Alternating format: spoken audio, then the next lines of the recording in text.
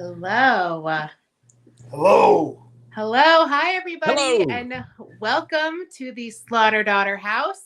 Here we are. I am Kelly Slaughter Daughter Remus, and today I have with me my dad, Sarge.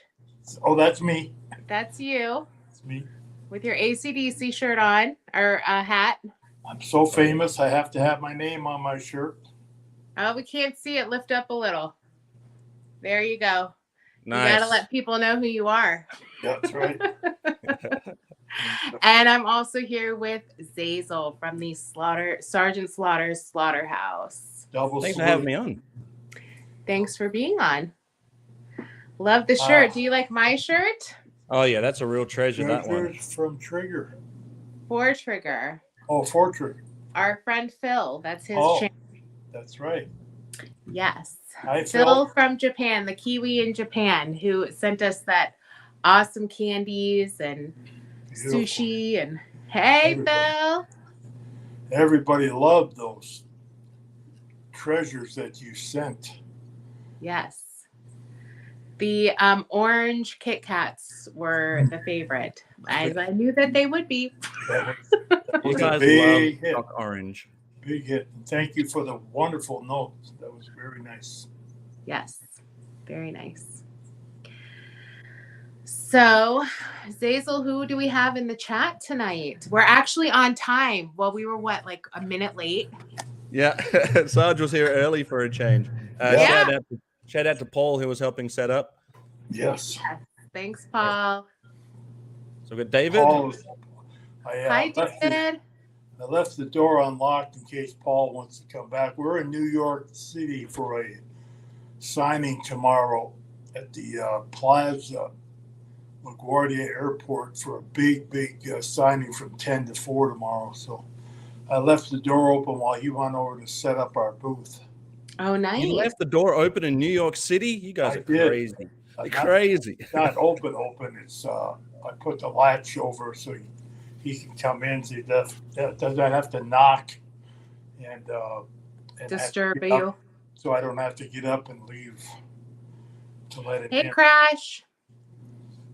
Crash is in the house. Crash has a very epic Sergeant Slaughter collection, as does this guy, Joe Recondo. Joe. Joe. You remember Joe, Dad? Yes, I do. Good. Yeah, him and Tomahawk Tim. I've been trying to forget him, but I keep him in my mind for some reason, especially when I shut my eyes to go to sleep at night. Oh, okay. You think about him when you go to sleep? Yeah. Okay. There's an honor for you. Cutthroat Comics is with us. Hey. Comics. Master Versal Toy Hunter, or as I call him, Eldor. Hello. Hey, Jason. Is with us. Jason. Oh, look at this legend. Hey, Ryan. Ryan Sweeney. Wow. I remember being with Ryan. A lot of Sergeant Slaughter lookalikes. Hey, Blues. Oh, yes. Now, how do you say this one, Kelly? Okay, hold on. Pericles Dragon Ball Z. Did I get it right? Well, I don't know if we ever get it right, but I say Pericles Dragon Balls. But I don't know if I'm right though. I could be wrong too. But it's all that we're giving it a go. Yes. Better than yes. nuts. Better than nuts. Yes. Dragon nuts. Dragon nuts. Oh geez. Gaz. Wilhelm, hello. So Sarge, Will from Wilhelm Toy and Hobby and his buddy, why is the name escaping me right now? Oh, I know this.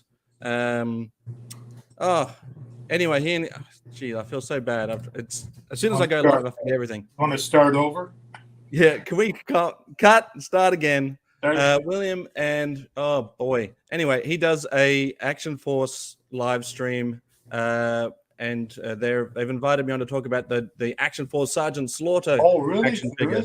I didn't know there was one. God, I feel congratulations. Bad Keep it going. Keep it Then we going. also And that's an have- order. Hans. Kicks the door. What up? Wait, On, Kelly and on. Sarge are here. Got to be respectful. Starts to fix the door. Gentle hammer tapping. Don't mind me. Much love. Hans Chow did the art of young Kelly and Sergeant Slaughter. Yes. If you remember that one. Who I think we caught up with everybody. Oh, here's one. Oh, Joyce. Joyce. Hi, Joyce. Joyce and Woody. Joyce and Woody, two of my favorite people in the whole wide world. And I was going to call Joyce when I checked in today, and I got busy because I'm going to write something for her book that's going to be coming out. And I need to know Wow. the timeline again. I think it's March. Okay. Well, we are in March, so you Yeah, better we're in hurry up. You talk Right, about yeah. me being early to the show. I'm always late for something, so that's Everything. got to be late for that, right? But that's on the time schedule, so I got to get that done. Yeah. How The do you name I write- trying to remember was Jim Largo, by the way. How do you write something about someone that you really, really, really respect and love, and put it into like 10 words or less? I'm just kidding. Thank you. I'm glad you like my shirt. I like it too. It was part of my winnings for the World Cup. Right. My team won. Thank Well you. done. Did you follow the sport? Congratulations. I didn't even know I was in the contest. So Now yeah, you know. it's William I won.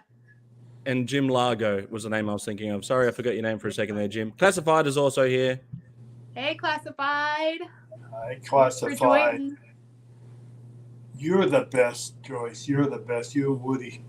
They come from miles and miles and miles to come visit me and have dinners and breakfasts. And we just, I've known Joyce since I was a baby Ah, nice. in this business. Nice. Yeah. AWA, way back in the AWA when I was Super Destroyer Mark II. Wow. Probably the best mark. That's a long time ago. It You were was a- younger than me then. Yes. I think it was Forget before Super you were Destroyer born. Mark 1. Yeah, what happened to Super Destroyer Mark 1? His name was Don Jardine, and he got fired because I was a better masked man, according to Gotcha. Ganya.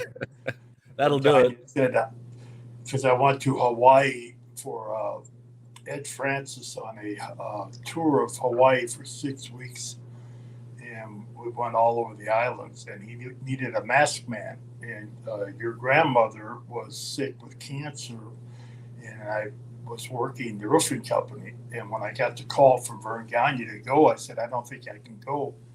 And I told my mother and dad about it, and they said, yeah, go. My mother said, I'm fine. I have cancer, but I'm not dying tomorrow. So she said, go have some fun. So your mother came over the last week, or probably 10 days that I was there. But I wore a mask, and when I got back, Vern Gagne said, what's this I hear you're the greatest masked man of all time? And I said, well, I don't know about that. He said, well, if Ed Francis says you were, you are. And I want to get rid of Super Destroyer Mark I. He wasn't really a Mark I. He was just Super Destroyer. And I would like you to take his place. And that's how I met Alfred and how it all kind of started. Nice. Yeah. So was that the Hawaii trip where Mom said, Bob, I'm going to go for a little swim in the ocean. Yeah. Keep an eye on me. And you fell asleep? And she on the beach. got caught in a current or something like that. And when she came up and looked, you were a teeny tiny little speck on a beach.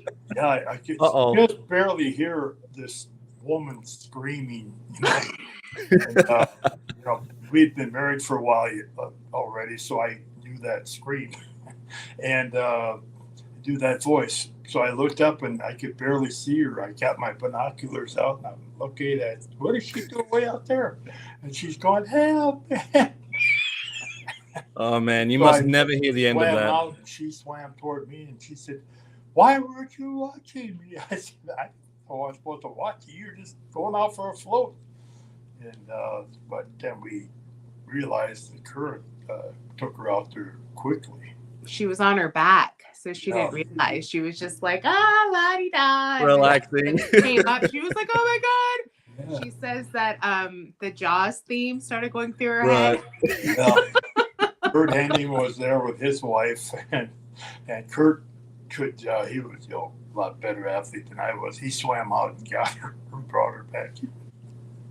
I'm glad you survived that, Sarge. It could have gone either way, I reckon. Could have won either way. Well, he still hears about it. I just brought it up. It was like 40 something years It ago. comes up every Thanksgiving. Yeah, and now every live stream. Yeah. Vector Gaming Hey, is in the house. Vector Gaming. Hey, Jeff. Jeff Morris. Yo, Joe, Jeff. Hey, Carrie. Carrie. Hi, Carrie. Hello, Carrie, and this legend also in the house. Hey, how you doing, Adam? You know these people by their first name. Now, is Adam the cookie guy? Who was the cookie guy? That was the cookie guy. Cookie guy. Adam's the cookie guy. Adam's the cookie guy. Adam's dad got him a horse. Oh, yeah. I should have had those photos ready to go. Dad. Well, we talked to Adam's dad. I'll have to talk to him. We were going to do a parent swap so I could get a horse. And you can give him a Cobra Clutch. I'll give him a Cobra Clutch. That's a good trade. That's a very good trade. I think so. I mean, yeah. The value of a horse and the value of a Cobra Clutch, I imagine, is very comparable. Oh, man. Yes. Well, I think it Not for depends on Kelly. the horse. Not for Kelly. Yeah. I think it depends on the horse. I want an Arabian. Thank you. Yeah. Ooh. I think, Where do they come from, do you At think? this point, I'll settle for anything with 4 legs and a mane and a tail. A miniature pony. Well, even a donkey, I'd go for that right now. a fair trade, he said. Fair trade. Fair trade. Oh, man. So, Dad. Yes. I made a poll and I posted it on Facebook. Yeah. And I listed a few options, which my friends helped me think of some different options and of what our topic was going to be tonight. And I know that you wanted to talk about our haunted house. Yes. Yes. Yeah, me too. Yo, Joe. But the people have spoken. And they have decided that you're going to, hey, Mary, how's it going in Kansas City? We miss you. Love you. Mwah. Love you. My dad got my mom a donkey for Mother's Day one year. It can always be worse, I suppose. Hey, he got her a piece of ass. I mean. No! Wow. Go back and tell your mom that story, Adam. So we have a friend in Weston who has 4 boroughs or 5 boroughs because he named them all after the districts in New York City. Ah, That's pretty cool. That's pretty cool. That Anyway, cool. Go ahead. So the people have spoken and they want stories from the road. From the road. Oh, yeah. The camouflage limo. I loved that. That's a book in itself. Yes, I loved that car. That particular picture there was taken at West Point. They invited me to come up and speak to all the cadets up there. And so we took the limo up there, and when we drove in, it caused chaos. I mean, like they'd never seen before. Wow. Yeah, it's camouflage. They've probably never seen it before at all. Oh, we went to the mess hall, and that's where it all really started. And we were there for about 2 or 3 hours. And when we went to leave, the cadets were all like hanging out of the windows and screaming and hollering. And when we got to the gate to leave, the general came up he came specifically to tell me that he was so happy that I came, but I was never to be invited back because of all the ruckus that I had caused by being there. And so if you were there, if you were a cadet back then and you were there, give us a shout and tell us what it was like for you, because it was totally out of control. I do not have the camouflage limo at my beck and call, but I think it's still parked behind the studio over at the WWE in Stamford, Connecticut. That's what I've been Very told. well. It Very used well to be camouflaged. used to be parked in the garage at the office complex, and it was dripping oil and fluids, and underneath the next floor was Shane McMahon's car. And it was dripping on his car, so he had it removed. Yeah, fair enough. I wonder if Kelly ever got behind the wheel of this camouflage limousine. I reckon that's the real story. All right. So it was parked in so we lived on a dirt road, unmarked. Well, it was unmarked because my dad would rip the sign off. Only 2 houses. Yeah, there was only 2 houses, our house and then our neighbor's house. And so you went down our road and then you got to our driveway, and our driveway was steep and curvy, and it was parked on the side of the driveway before you got to our house. So when anybody drove up, they would see the camouflage limo.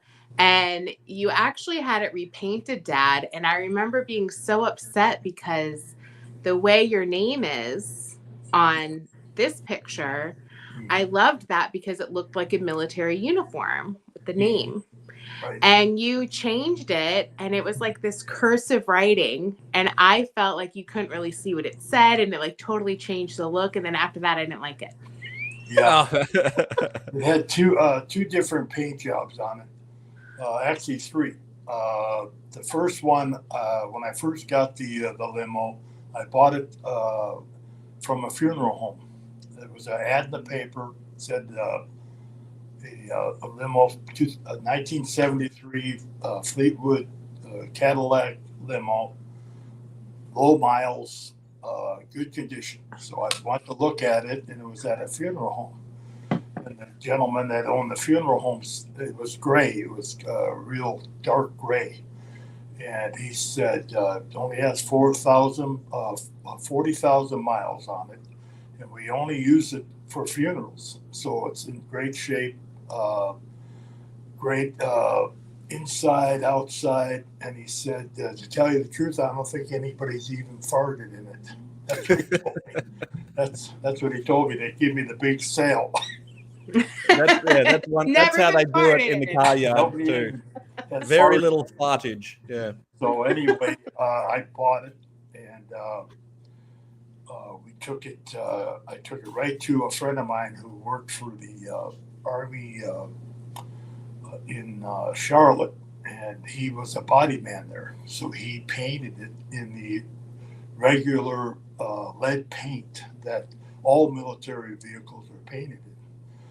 And it looked just gorgeous. I mean, it was incredible from what it looked like from when I dropped it off to when I picked it up. And it was something. So I went right away. I had Uncle Don Grenoble was my driver, and we went right over to the wrestling office. And I parked it, and I walked in, and I went to Jimmy Crockett, and I said, "You got to come and see my next my vehicle." And he said, "Oh yeah, I'll come out and look." So he came out with Ole Anderson, who was the booker. And Jimmy Crockett looked at it, and he started to smile and laugh. And Ole Anderson looked at me and said, "What is wrong with you? You can't drive that around the country." I said, "Why not? It's Sergeant Slaughter. It's, you know." And he said, "You crazy? You gonna what did you pay for that?" I would tell him. And of course, he was dead wrong, because that car became a character in itself. And when I was a villain, that was like having a bullseye on my back. But I had just gotten tired of all the people, flattening my tires and smashing my windows and scratching the paint job of my regular cars. And I'd come home and Diane would come up and say, "Bob, what happened to the car? What happened to the car?" So I said, "I got to get a different car." So that's how this is all began to have. I just thought a limo would be kind of cool. So anyway, so what I didn't realize is that you could just take your finger and go across the paint and it would mark. So pretty soon it became a graffiti board. And there were some pretty nasty things written on that car. So I said, well, I've got to take it and get it, buffed out and take it somewhere. So my cousin Jim up in Minnesota, his cousin was a body shop guy, and he painted it in the color that it is there now. He's the one that put that name on it. Then the third paint job got changed into the script because one of my drivers had a little accident. We had to repaint one side of the car. And so that's when the script came in. And I never thought much of it, but you're right, Kelly. It looks more military that way. Yeah. I mean, it was like script, and I was little, so I couldn't read script all that well. You know what I mean? So it was like hard for me to read what it said. And then it looked like, to me, it looked a little girly. Yeah. And so it wasn't like this like machine, But the inside of that was really cool. I wish we had pictures of the inside because it was black and it was like this silk material, and it had these seats in the back seat that faced the other way. And so you had like the regular back seat, and then in front of that, like where the driver's seat is, so behind the driver's seat, there were seats, and you could fold them up and down, but you faced the other way. Right. So you would face the people sitting in the back seat. Right. Okay. And I loved sitting there. It was like embroidered. It was like embroidered silk. It was like the weirdest. I've never seen car material like that before. Yeah. Probably because it was used in funerals. Kelly, you were probably thinking, it's about time we got a limousine. Yeah. It's camouflage. That's fine, but I can live with this. I've got some videos. I'll go through the videos that I've got of Sarge and the limousine, and for the next video, I'll see if I can get some still shots and as you're coming out, so we can get some look on the inside. I'll see what I can come up with. Okay.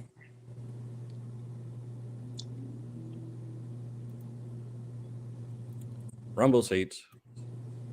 Rumble seats, yeah, that's what they were called, rumble seats. So Williams says that he had a 1976 Fleetwood limo similar to this one that he and his brother bought for $500. He drove the hell out of it, but didn't paint it camo, but he wished that he did. Gas guzzler, but fun. Yeah. Well, this thing had these shocks on it that when you started, driving about 90 to 100 miles an hour down a highway, it would actually lift up and glide. They called it the glider. And it was like riding on air. It was before its time, I'm sure. But the one thing is, when we moved to Connecticut and brought the car up there, I didn't have Uncle Don there to drive it, so I would hire different gentlemen to drive me to the airport, pick me up, and take me to certain venues. And this one gentleman who was retired, he said, I customize or detail cars. Could I detail your car while you're gone? I said, sure. So when I came back, it looked like nothing I'd ever seen before. It was sparkling. And I got inside, and as Kelly said, the seats were like kind of shiny. Hi, how are you? Want to be actors and want to be wrestlers. And so it was just magnificent. And so I didn't have any bookings for about a week and a half, and it was really hot, and it was in the summer, and so the car was parked out where Kelly had mentioned, and so it was time to go to a show. So I told the driver, I'll just bring it to a place where we can meet, and then you just leave your car and you just drive the limo, keep you having to come to my house. He said, okay. So I went in, opened up the car, and I could hardly get into the car. There was mold everywhere. I mean, it was thick. It was, I mean, it was like, it was awful. It was awful. And I almost fainted or passed out because it not only was it looked like a jungle, but it stunk. I mean, it was a horrible smell. So I ran up and I called the driver and I said, I'm going to be a little late. I don't know what happened to my car. And I said, you said you detailed it? He goes, yeah. I said, what did you detail it with? He says, oh, I used a little solution and I put mayonnaise in it. I said, what? Mayonnaise? Oh my God. The wonder it was all full of fungus. Yeah. Oh my Lord. You grew penicillin, Dad. Yeah. It was never the same after that. We got it all cleaned up and everything, but the smell was always there. And so it was kind of in a bad place. And before we had gotten this other paint job on it, I didn't, being the lead paint, Uncle Don and I were driving down the highway, probably going 120 miles an hour, and we're going by highway patrolmen left and right. And finally, one pulled us over, and he recognized us in the car, and the Mayo limo. And so he pulled us over. He said, "You guys know how fast you're going?" And we said, "Yeah, we know." Well, our radar didn't pick you up, so it must be the lead paint that is keeping us from. So you can't be doing that. You can't be driving 120 miles an hour down the highway because we can't detect you. So that was kind of fun while we had it for a while. Yeah, that wasn't the right thing to tell you, because if someone told me that, hey, the paint on your car makes it so I can't clock how fast you're going, I would be like, oh, really? See ya! See ya. But we had a lot of fun with that car, I'll tell you. It was many, many stories. One time in New York City, we were going to the toy fair there and pulled up, and Uncle Don, of course, was driving. And we pull up, and he lets me out, and I said, just park over there. And these guys came over. Sorry, Mr. Slaughter, but you can't park there. Why not? Donald Trump has 5 spots for his limos. I said, well, what's he need all those spots for? Well, I don't know. If you want to ask him, he's inside. I said, I'll go talk to him. So I'd never met Donald at that time. So I walk in, and as soon as I walk in, I look to my right, and he's up on a podium selling his book or a game or something that he was doing. And so as I'm walking to my booth, he yells out, hey, Sergeant Slaughter, son, come over here. I said, you're just the guy I'm looking for, buddy. So he said, come on up here. So I get up on the podium with him, and he said, what's the problem? What's going on? I said, you're taking all the limo spots out there. He said, oh, I'll tell my guys to let you have your, he didn't know I had a camouflage limo, but yeah, you can park your limo there. I said, no problem. And so as we're taking pictures of things, I put them in a Cobra clutch. Nice. All the flash bulbs were going off. And so later on that day, this group of people came in with headsets on. And they said, everybody up. This was a Hasbro G.I. Joe booth. And it was like enclosed. And so these Secret Service people came in and security, and they said, everybody up. So I got up to go out. They said, no, the people that are coming in here are coming here to see you. I said, oh, okay. So here come this little boy, and then a little girl, and then the bigger boy, and then here comes Mrs. Trump, and here comes Donald. It was a whole Trump clan. And so they came over and I gave them all kinds of toys and action figures and Triple T tanks Nice. and really a fun time. Very, very nice children and just had a great time. So show gets over next morning. We go back to the show again, and all the taxis are honking, trying to get our attention. And finally, Uncle Don rolls down the window and says, "What's the problem? Why are you honking at us?" They showed us a newspaper. The New York Post had a picture of me with Donald Trump in a Cobra clutch. And, is that the first time you ever put a future president in a Cobra clutch? As far as I know, that I don't think any other. I had put another president, put Jimmy Carter in a Cobra clutch once, but that was way, way, way before. I think I have the picture actually. Yeah. I'm gonna go. I'll be right back. Okay. Oh. We're getting some pictures. Okay. But So that was a great time, and like I said, the limos is a podcast in itself. I can tell you story after story after story because it was just so unusual. And I would always sit in the back, but I would always ride up front when I wasn't close to the arena because I would sit up front with the driver and we'd have a good time playing our music and things. And now as soon as I got close to the arena, I'd slide through the over the seat and get into the back seat. Well, that couldn't have been very easy. No, it wasn't. And they would open up the door, and here I would get out like I had been there the whole time. But, I can't believe we would have this picture. I have lots of pictures here. Yeah. You brought these to me. Oh, I did? Yep. Here it is.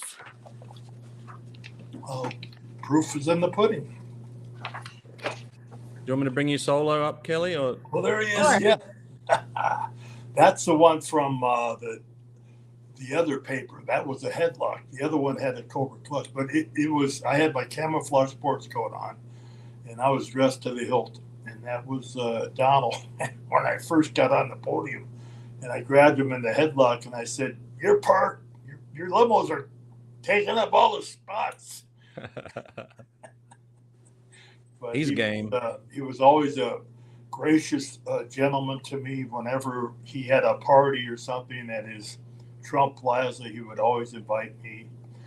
And he'd always make a little speech, and then he'd say, "Okay, it's time to eat. If I were you, and I would get ahead of Sarge because he'll eat everything before you get there." He always thought that was funny. So yeah, he's hilarious. I like so a good it sense of says humor. he's game. Mega builder Donald Trump put in an appearance at the Toy Center to show off Trump the Game. And clowned around some with Sergeant Slaughter of G.I. Joe fame. Trump's new game may be the real thing, but not so one of his prized art possessions. Oh, back then he had a problem. Some art things. I don't know.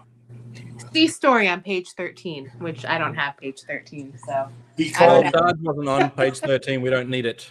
No. He called me the other day. He said, "Hey, Sarge, you want to be my vice president?" I said, "And take a cut and pay? What are you kidding?" You should be the Secretary of Defense. Yeah. Yes. Yes. I've heard that a few times on his podcast and things.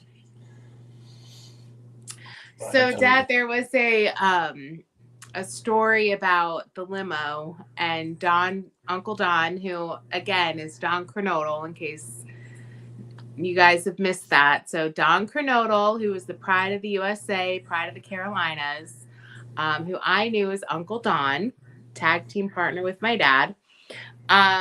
So he was driving and he got pulled over. Not the lead paint story. Do you remember this story? I do. We were driving from Charlotte to Richmond, Virginia, and I wasn't feeling too well. I had kind of a bit of the flu. And so There's that mold in the back of the car. The mayo mold. That was before the mold. Okay. But anyway, I was laying down in the back seat, and another wrestler by the name of Jim Dalton was sitting in the front with Don. And I hear this as we're going through Burlington, North Carolina, where Don lived. I hear him say, "What's he pulling me over for?" That state trooper, that state patrolman is pulling me over. I wasn't speeding. So he pulls over, and I'm just kind of laying there listening. And Jim Dalton's going, "Well, take it easy, Don. Don't." And Don was like raised in hell. I mean, it was, I'm not taking any ticket, and blah, blah, blah. I wasn't speeding.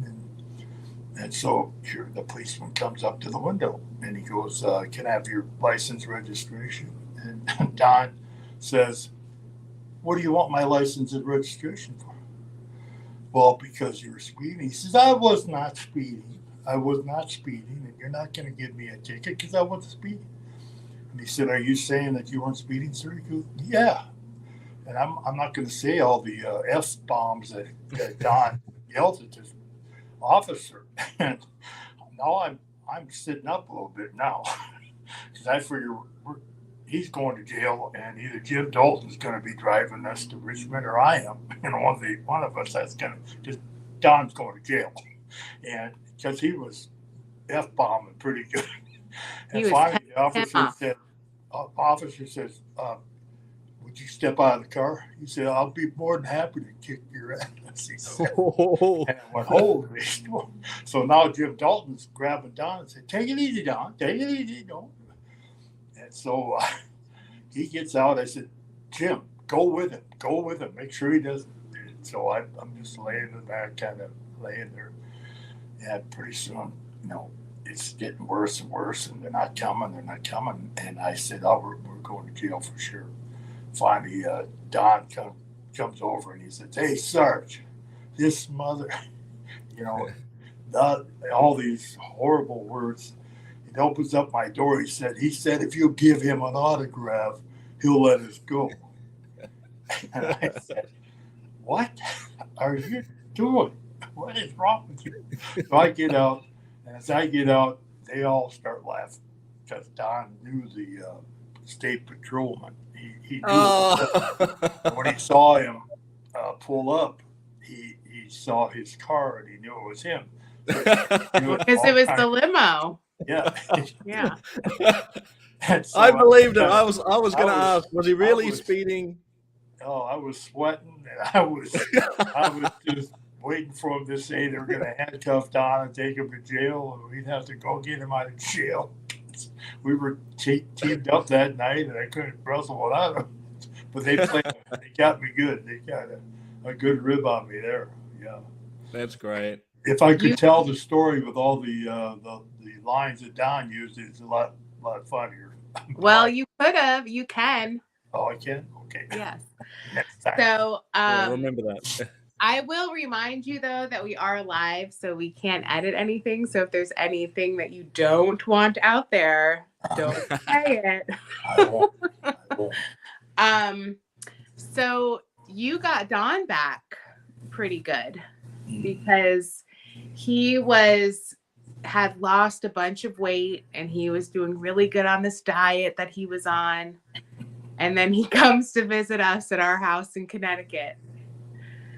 You're so mean, Dad. It was really late, and we had gotten in about like 1 or 2 o'clock in the morning, and usually we stopped to have something to eat, but I was kind of dieting also, trying to stay in shape, and really didn't have to because we were going full throttle. And so about 2 o'clock in the morning, I go into the back refrigerator of our pantry, and I pull out this big cake, and I said, "Don, you want a piece of this cake? Diane made it. It's a diet cake." He said, a diet cake? What do you mean a diet cake? I said, well, she made it special. It's got some special ingredients, and it hardly has any calories or anything in it. So he said, oh, let me try it. So he takes a bite of it. He goes, I think I might have a piece of it. So after it was all done, he ate half the cake. Oh, no. Half the cake and went to bed. And so the next morning, when I got up, was having coffee, Diane said, who ate all the cake? Because we had gotten the cake from a friend of mine who was worked for William Morris, and I did an appearance, and to thank me for getting him a nice payoff, he sent this cake. It was a rum cake, and anyway, Diane said that it was about 1,000 calories a bite. That's what she said. A slice, probably. Yeah. Oh, and gee. so she said, what happened to it? I said, Don ate it. She goes, Don ate it? Is he alive? I mean, he ate Dale. it. So he comes staggering into the kitchen, and I'm having my coffee, and he goes, hey, Diane, how you doing, bud? That was some really good cake you made. She said, what? Well, that cake, Bob gave me some cake last night that you made. She says, I didn't make that cake. He said, well, it sure is a good diet cake. Whoever made it. She said, Don, that's not a diet cake. That thing's got 8,000 calories. And he said, what? And so I got it back. Yeah. So mean. So mean. That was a little rough. Oh, it's so good, though. Yeah. So when the people spoke and said that they wanted to hear stories from the road, the very first story that I thought of, do you remember? Because I texted you and I said, Dad, you got to tell this story. Oh, gosh. What was it about? Remind me. Well, now I forgot. I'm glad we're so prepared. It went right out of my head, and I was like, Dad, do you remember what it was? The one in with the celebrity. Yeah. Yeah. So, as I said, I would sometimes take the car and meet my drivers. So we had this little one stoplight in Weston, Connecticut that we had there in a little town center. And so I'm driving the limo to meet my driver. And so I'm at the stoplight and I look across and I see this beautiful white Mercedes convertible. And I look and there's this guy laying kind of smoking a cigarette. And then he puts the cigarette in his mouth and it's like hanging like that. And we're waiting for the light to change. And all of a sudden he sees the camouflage limo. And his cigarette fell out of his mouth. And he's like trying to find his lit cigarette. He finally finds it. And he looks and he's looking and looking. And he taps the guy next to him. I don't know who the guy was. I had a pretty good idea. But I recognized him, and it was Keith Richards. Oh, wow. The Rolling Stones. Yes. Kelly's sister went to school with his son, and they still live in Weston, I believe. And so I believe it was Mick Jagger or the fellow that plays the lead guitar with Keith. And so they're like laughing, having this gay old time. And so the light changes and they're going real slow. So I roll down the window from the passenger side. I roll the back window down and I reach back as far as I can and I stick my hand out the window. And as I go by them, I'm like waving. And they're going by and they're going. That's great. They're waving at me, thinking it's me in the back seat. I'm in the front seat driving. So that was a pretty cool. It pays to have long arms. Yeah. When you're in the front seat and the back seat. I don't think my shoulder's ever been the same since. But 6'6". So, what about the diners? Oh, the diner. Which one? Well, you used to go to a bunch of diners and Yeah. Well, the one I remember is off the top of my head is this lady or a note was put on my limousine when I was parked in New Jersey when I lived there for a while, and Don was there at that time, and the note said it was on the New Jersey State uh, governor's office, and it said, "Hi, I'm so and so, and I work for the governor of New Jersey, and his son and daughter are huge fans of yours, and they were wondering sometime if they could come and meet you at a wrestling match." So she left her phone number, so I called her and I said, "This is Sergeant Slaughter." "Oh, I didn't think you would call, but yes, I am the caretaker of the governor's children, and they would love to meet you." I said, "Well, we're in New Jersey, and this certain date. Come by and tell everybody."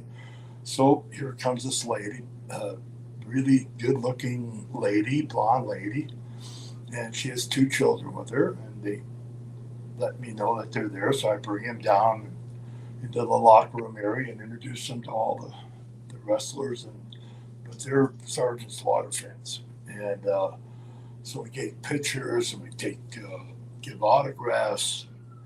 They stay for the get them front row tickets, and they said thank you so much, and off they go. So, but 2 weeks later, we stop at a diner and we pull in to have something to eat. It's about 2 o'clock in the morning, and Fonnie, the lady, is there. She's there with the two children, and I thought, at 2 o'clock in the morning? kind of late for the governor's children to be out at this time of the night. Who's So going to tell them no? I think so she comes over and says, "Oh, you're here. Well, the governor's children are here." And I said, "Oh, hi, how are you?" You know, another little appearance, kind of, and so then she leaves and goes to the ladies' room. And so the little boy comes over and he's sitting by me, and I said, "So, uh, your your dad's a pretty high-ranking guy, huh?" He goes, "Well, I don't see much of my dad. And I said, "Well, that's too bad. I know he's probably busy." He said, "No, he's never home, never comes. I haven't seen him in years." And I said, Ooh. "Well, isn't your dad the governor of New Jersey?" He goes, "No, my dad's in jail." "My dad's in jail." "Well, isn't this lady you're supposed to be taking care of you? Doesn't she work for your dad, the governor's office?" He goes, "Oh no, that's my mom." That's What is my going mom. on? That's my sister, and she told us that she knew you, and we've been following you all over the place. She said, and Wow. so she comes back, and I could see the look on her face when he was sitting talking to me, and she said, "Oh, come on, let's go." Off they went. So I called the WWF at that time. I called the office and I said, "I got this problem. This lady told me she was the governor's Nanny. nanny, basically, and had his children." And I told them the whole story. Long story short, they call and find out that she worked in the toll booth. She worked in the Oh, toll booth on the highway on the New Jersey Turnpike, and saw me come through one time with Don, and got the license plate and found out where a little bit of information, and then started following me and found out where we lived. We just had a one room apartment, and we just had a couple mattresses, and that's where we just slept. We were never there. We just slept there. So we had to have her we had to file a complaint against her, and that's how it happens. It's sometimes, Even I'm not that crazy. Like I want to hang out, but I'm not. yeah. I'm a bit crazy, but I'm not that crazy. You never know who's going to Talker. approach you. We had this a fellow, Kevin Smith is his name, Kelly? Kevin Smith. Kevin Smith. Yes. Same place I was living in New Jersey. I came down one morning and there was a Gomer sign on my limo. And I just didn't, figured it was just some kids or whatever. And years later, Kelly got a message or something and was. He told the story. Oh. He told the story about doing that. Him and his friends wrote Gomer, and then they waited for you to come out and see it. Yeah. And then he told the story somewhere, and I just happened to see it, or someone sent it to me, or something like that. So then, we're talking about the actor/director. The actor/director Kevin Smith. Wow, there you go. Clerks. Yes. And one of my favorite movies, Dogma. Dogma, great movie. Yes, and so I saw that you were going to be at a show, and I was looking at who else was going to be there, because to be honest, I was looking to see if Wesley from Carrie Elves, Wesley from Princess Bride was going to be there. Ooh. And so he could call me Buttercup and say, as you wish. Anyway, yes, Silent Bob, that Kevin Smith. And so I looked at the people that were going to be there, and Kevin Smith was going to be there. And I was like, Dad, you've got to do this. And so I told you about it. And that he had said that it was him. Right. And so you went and said, and you got a picture. And yeah, I came up behind his booth while he was signing autographs, and I pulled open the curtains and I said, "Who calls me Gomer? Who calls me Gomer?" And he turned around and he went, I did. And he got up and he was like just a little kid. And he goes, "Oh, I can't believe it. I'm meeting you.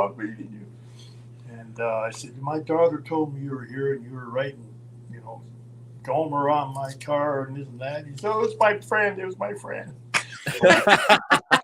Took some pictures and I put him in the Cobra Clutch, and he was on a show. I forget what they call the show.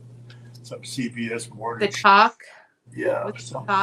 The Talk. Yeah. Yeah, I think so. And he came out and was talking, and one of the hosts said, "So, what's this we hear that you're a big wrestling fan?" "Yeah, I'm a huge wrestling fan." "And you have a favorite wrestler?" He goes, "Yeah, Sergeant Slaughter." And I got to meet him. Nice. This little kid telling about how he met Sergeant Slaughter and he got put in a Cobra Clutch. And I put it on my Twitter. Facebook, my Twitter. That's what my Twitter. And I think he retweeted it. I think I got more hits on that than I did with any picture I've ever put on of another celebrity and I. So he must be very, very popular. Yes, he is very popular, Dad. I love that you don't even know who he is. It's great. I did give it a little extra pump. Well, it's not really Sarge's demographic.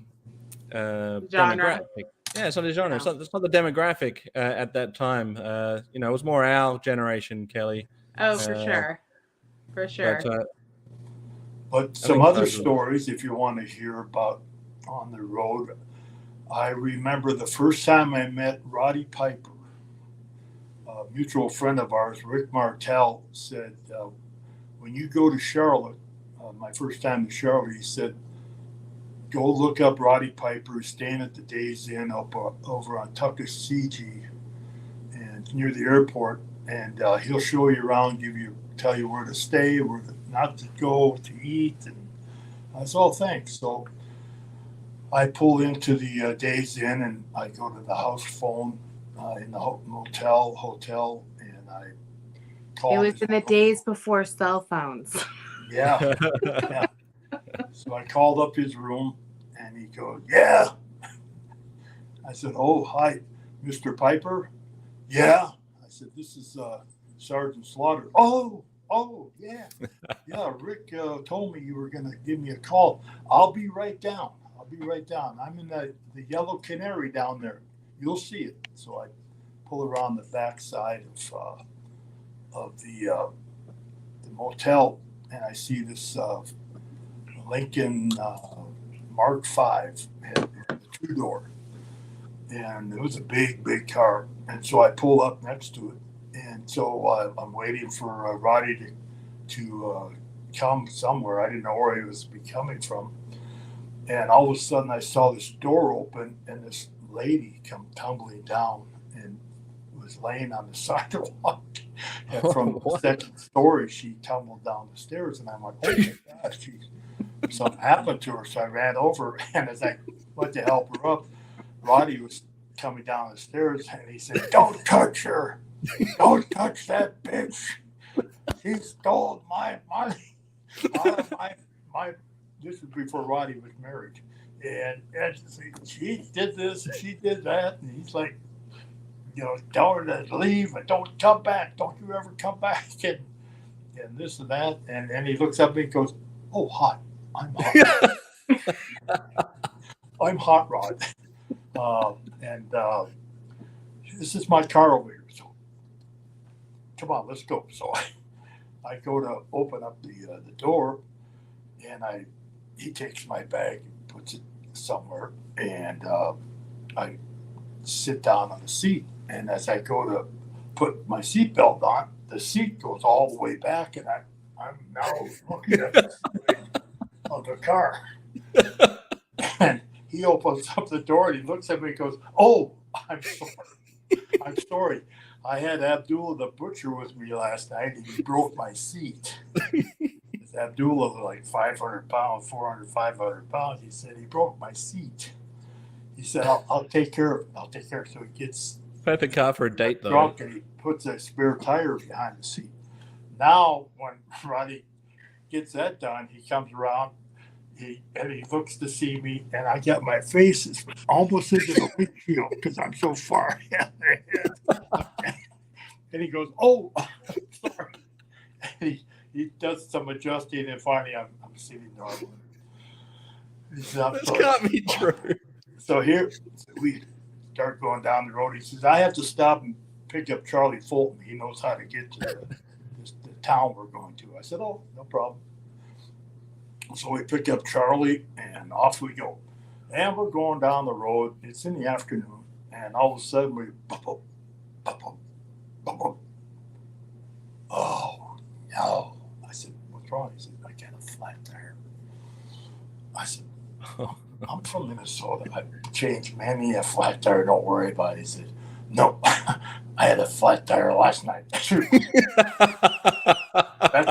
That's what's propping you up. It's a flat tire. So we don't have a spare. He said, "But I before I pulled up to the hotel last night, I got some fix-a-flat." Oh. Some all-night place. So he's dicking all these cans and sure enough, the tire went up.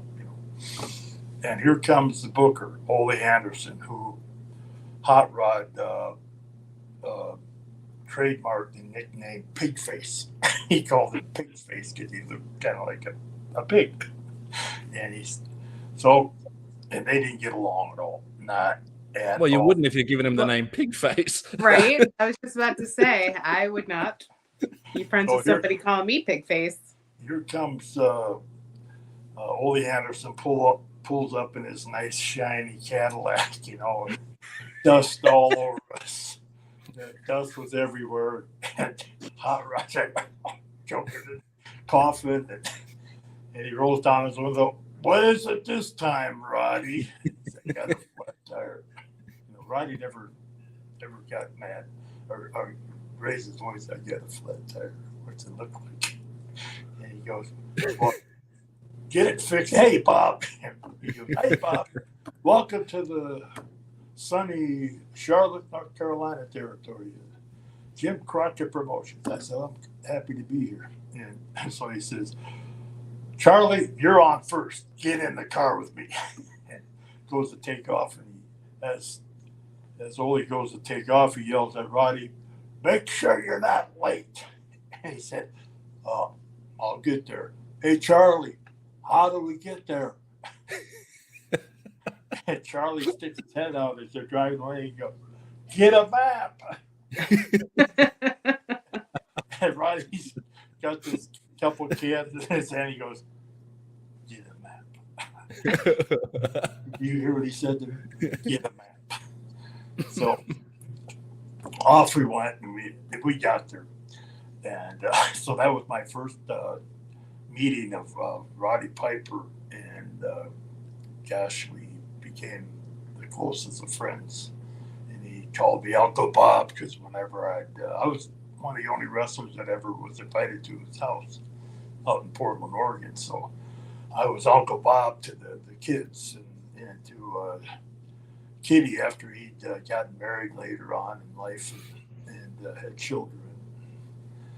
And he was just a great guy. We miss him dearly. Yes, that was a very sad. Kelly called me up crying. I said, what's wrong? I couldn't get it out. Here, Roddy died. I said, what? Yeah, he died last night. Oh my God. So anyway, a lot of stories with Roddy, especially with cars and airplanes. And that was a great story. My cheeks hurt. My eyes went blurry with tears. Oh, great story. Who was the lady that came down the stairs? She was Princess somebody. Princess, she was a lady wrestler who had stole some money from him out of his wallet or whatever. And he found out, looked, and she had his wallet in her purse, and he was furious with her. But I'd never seen him like that once in my life, and that was the only time I ever saw him like that. But he's just the quietest, sweetest man in the world. Yeah. In fact, a story one time we're driving to a city in Asheville, North Carolina, and Ole needed a ride. So he said, Bob, how are you going to Asheville? I said, I'm going with Roddy. He said, maybe I'll go with you guys. It's okay. So we all meet at the Holiday Inn up on, what's that? It doesn't matter where. Anyway, so we are. It doesn't matter. You know it where, doesn't matter. You remember where that was, right, Kel? Tybola? Not Tybola, the one before that. Woodlawn.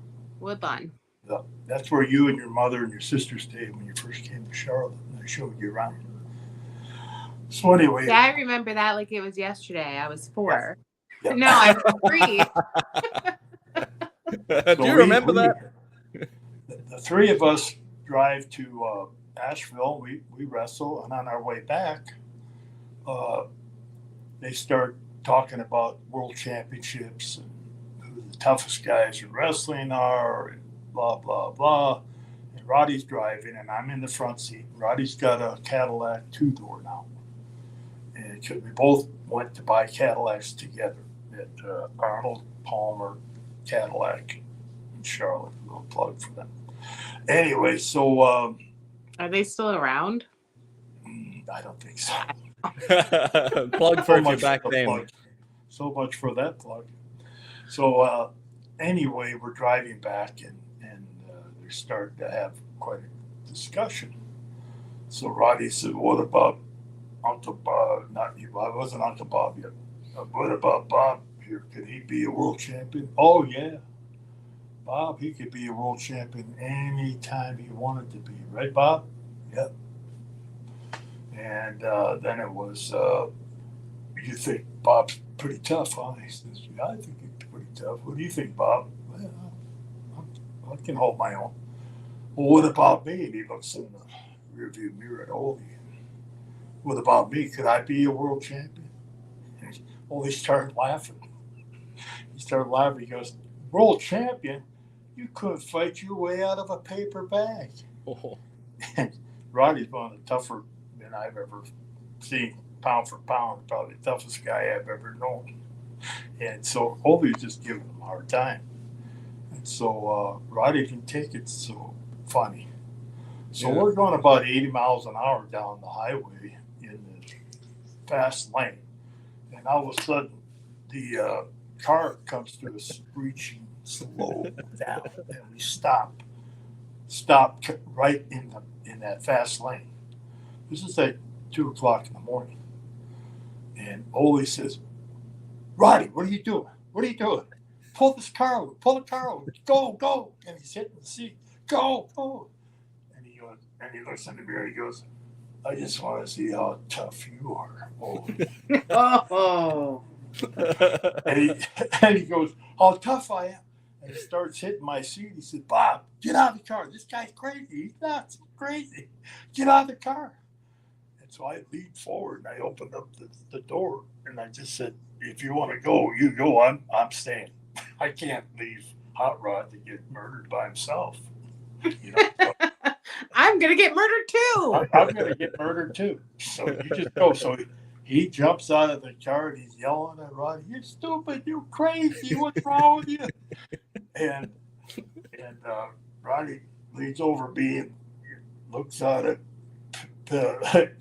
Ole. Goes, "Real tough pig face, huh?" And puts the pedal to the metal. We hadn't even been out of gear yet. We were still in gear. And so off we go. And he's going, doesn't think I'm tough enough, huh? Doesn't think I'm tough enough, huh? Let's see how tough he is. You know? I said, "Well, you going to leave him there?" He goes, "Yeah, I'm going to leave him there." Hell with him. You know? I said, "He's the bunker. You can't leave him." 2:00 in the morning. You know, it's freezing out. You know, I don't care. So finally talked to him about 3 exits up. He turns around and goes back and picks up Ole. So we get to Ole's car and they're jawing at each other. And Ole gets out and gets in his car.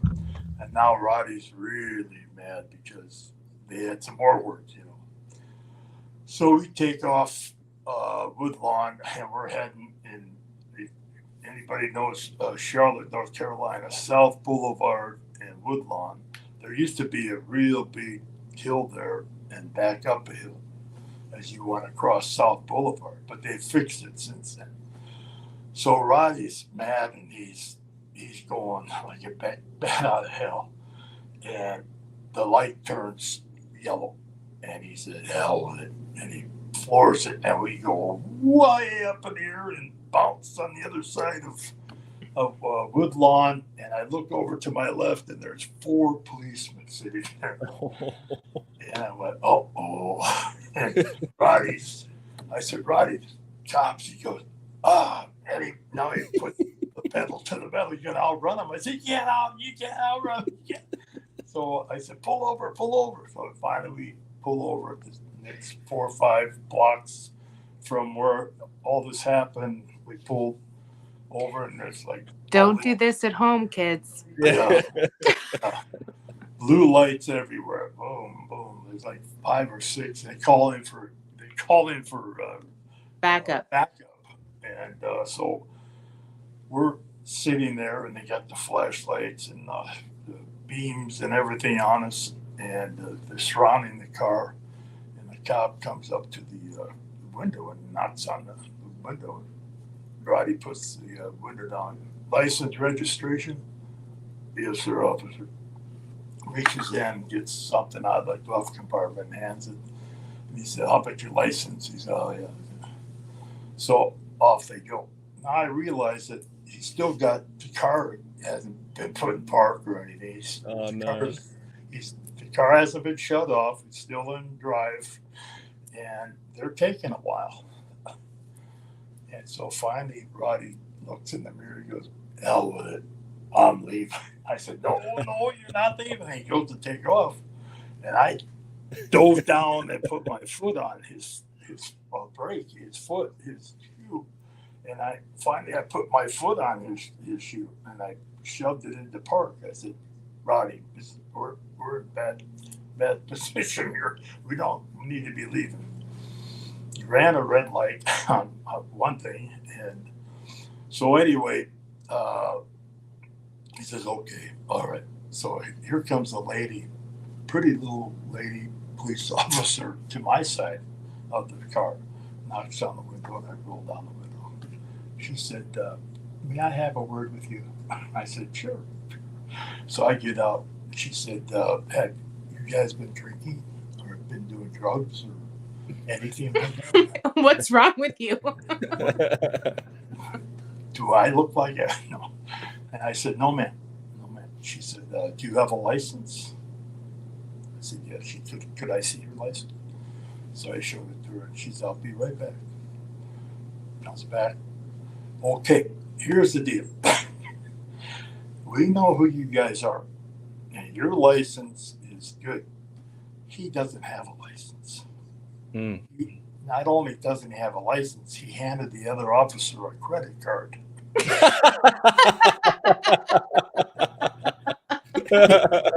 And if you will drive him or you guys to wherever you're going, we'll let you go. But otherwise, he's going to jail. I said, "I'll drive. I'll drive." Yeah. So I go around and I tell Hot Rod, open up the door. He said, "I'm going to jail." And I said, "No, no, we're not. We're not going to jail. But I need to drive." He says, "Oh, okay." So he gets around and gets into the passenger side. Off we went. And that was another fun ride with Hot Rod. Never a dull moment with Hot Rod. With the Roddy Piper. Rowdy. Gave them a credit card. That's awesome. That's one way to do it. Wasn't just that he had an expired license. He didn't have a license. Yeah. Driving all these months that I didn't even know he had. I thought he had a license. Don't ask somebody, "Hey, you got a license?" Yeah. It would have been a much different story if he did take off, though. Yeah. Yeah. And then they still let you go. Okay, I'll tell you the real story. No. So that was funny. But Dad, so the story, I remember now the story that came to my head as soon as I thought about these stories from the road. And that was that you and a bunch of wrestlers, you guys would be on the road and you would get hungry and you would have to stop and eat. Is this ringing a bell now? Yeah. Okay.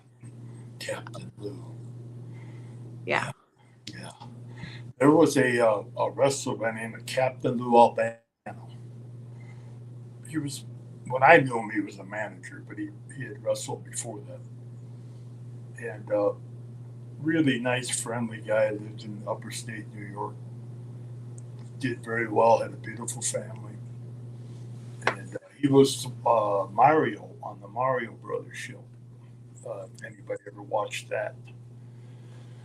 And Captain Lou, there was about 8 of us sitting around this big table at a diner. And I think it was a Sunday or something like that. And we were either going to a show or coming back from one. And in fact, I think it was a holiday. And so we were sitting around eating, and we get up and we said, "Can we get our check?" And Lou said, "Put it all in one. Put it all in one. I'll take it. I'll take care of it. You guys leave the tips. I'll take care of it. It's Thanksgiving or whatever." "Oh, thanks, Lou. Thanks a lot." So we did that. And so this went on for probably a year. He kept picking up the checks. And I said, "Lou, you don't have to pick up. It's my pleasure. It's my pleasure. I want to. So every time we would eat somewhere, he'd always say, "You guys leave the tips," and we'd all leave our tips. And then he'd say, "I'll be right out. I'll take care of the bill."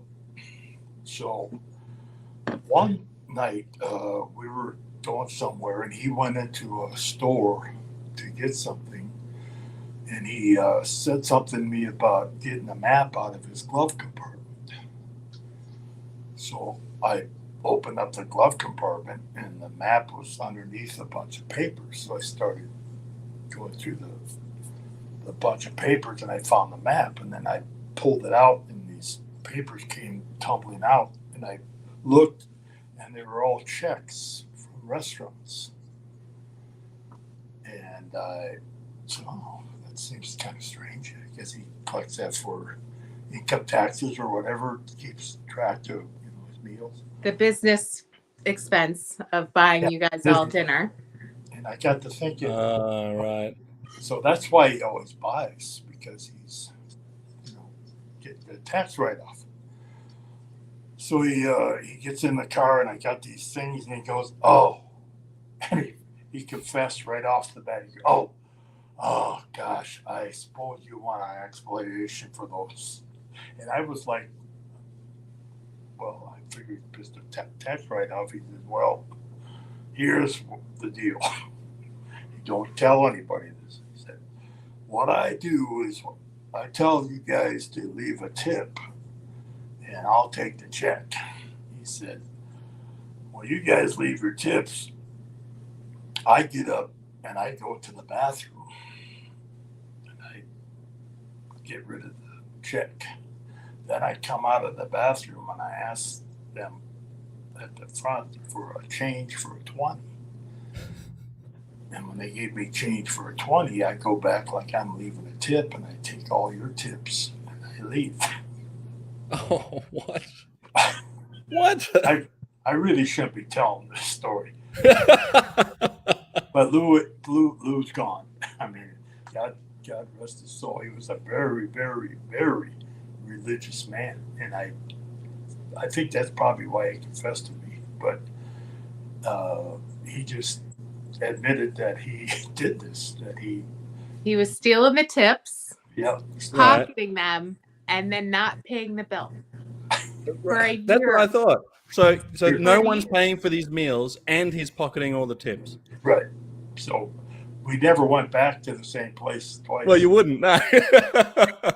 Not that now that I know about it. Because they were on the road, and it was like a bunch of wrestlers eating. So it was like they knew who they were. And then they're like, so these guys tipped me. They didn't even tip me. Yeah, they didn't even tip me, And so, but Lou was quite a piece of work. He was a wonderful man. And I really enjoyed doing the Mario show with him, because it was ad lib, because he told me that he couldn't read very well, and so he couldn't memorize the script, so he would just do what he thought had to be. They would have a get together, on what all was to be done in the show, and he just ad libbed everything. And Roddy was on the show also a few times, but it was the most fun show he could ever be on. And the only time we ever stopped was because we were laughing too much.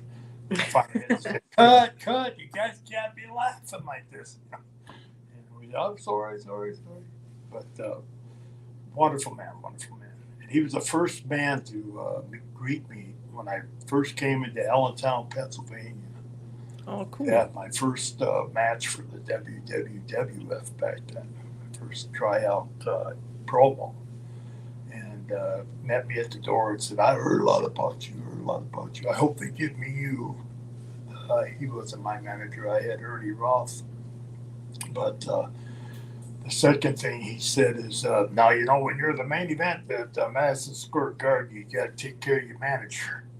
Give him a little on the side there, And I said, well, what's on the side? How much? But, you're going to be making a lot of money, so make sure you take care of your manager.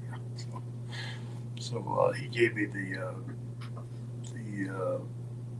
I guess the protocol, basically, of when you come in and be the main event at Madison Square Garden, which was my first match in the WWF at Madison Square Garden. Main eventing Madison Square Garden?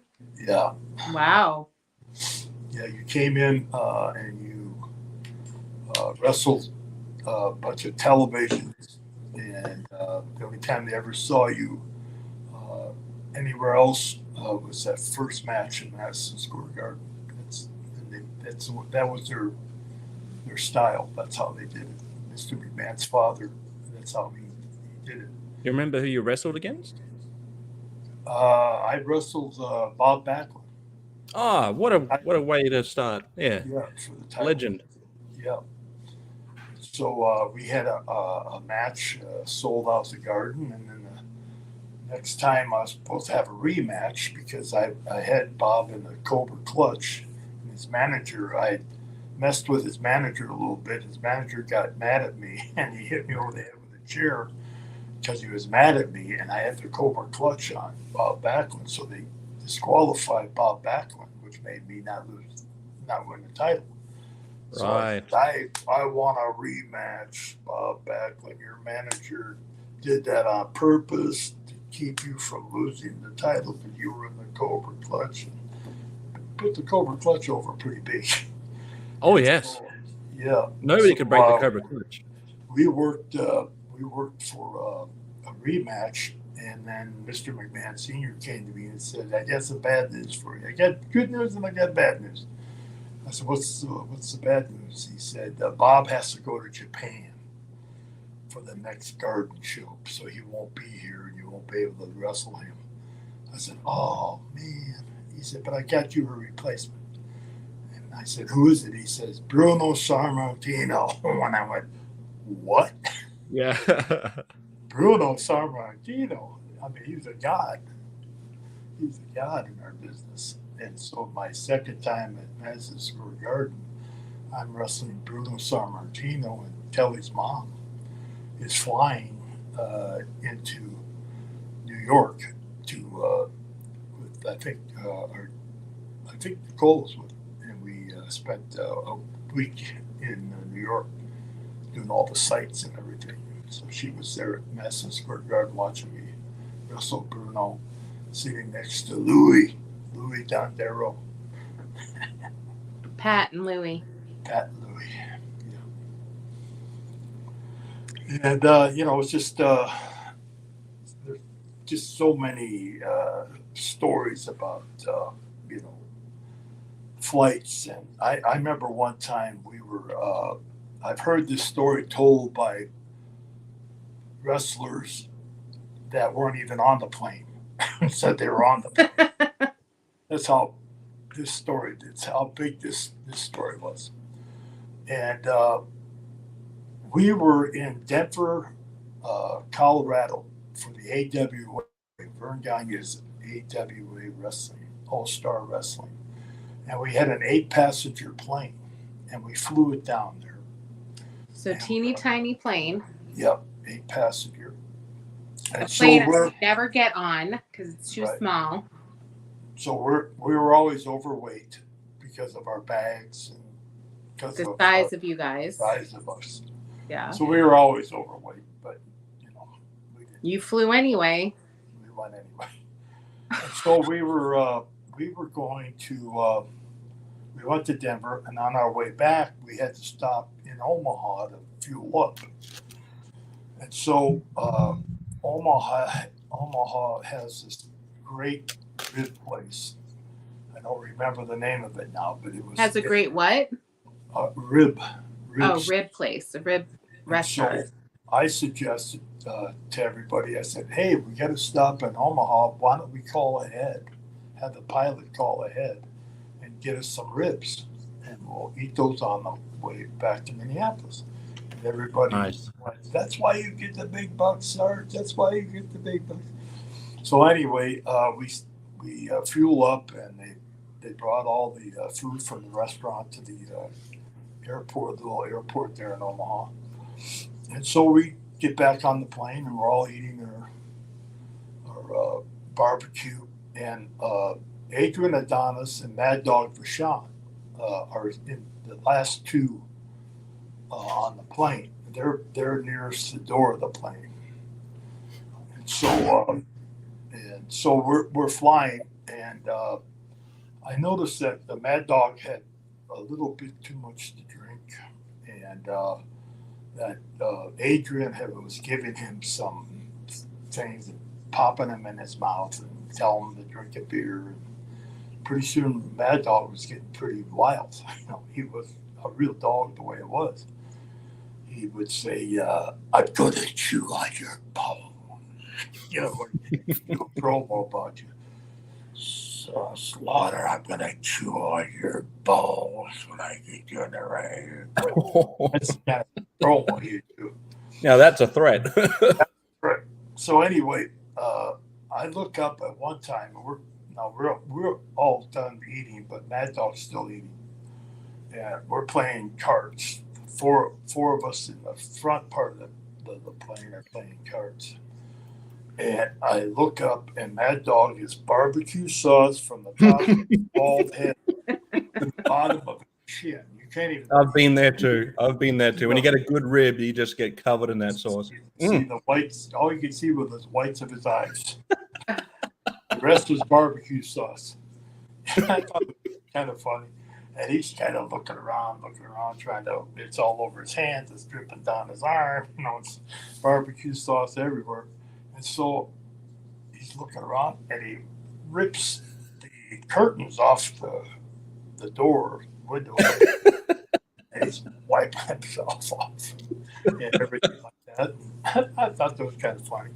Now I'm looking at him. Everybody else other than me that doesn't see this. I think it was Lord Alfred Hayes. And all of a sudden we're playing. We continue to play cards, and there's this huge noise, and I look up, and the door is open on the plane, and we're 8,000 feet in the air. Yep. And Mad Dog's trying to reach and grab the door to pull it closed, and he can't reach it. So now he starts throwing the trash can out.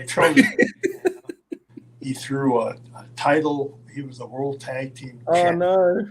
Threw that out the door. Watching all this, and of course, you must have been freaking out. I turned and I say to the pilot through his little canvas door, I said, "The door's open," because it was so loud. I said, "That door is open." He goes, I know, I can see. He said, "I'm trying to find a place to land." So we maneuver and we land. Emergency landing.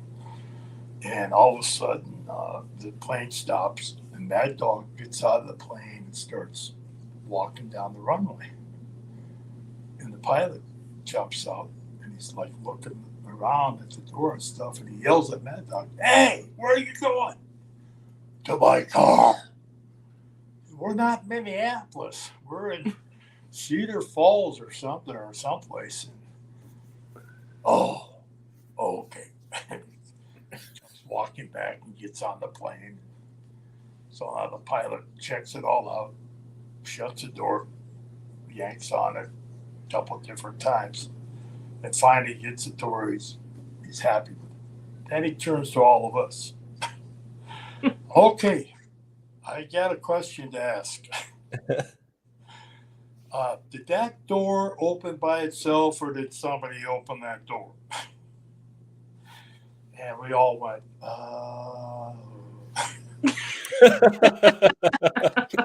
Nobody was to tell on Mad Dog because you don't know. He'd chew on your bones. That's right.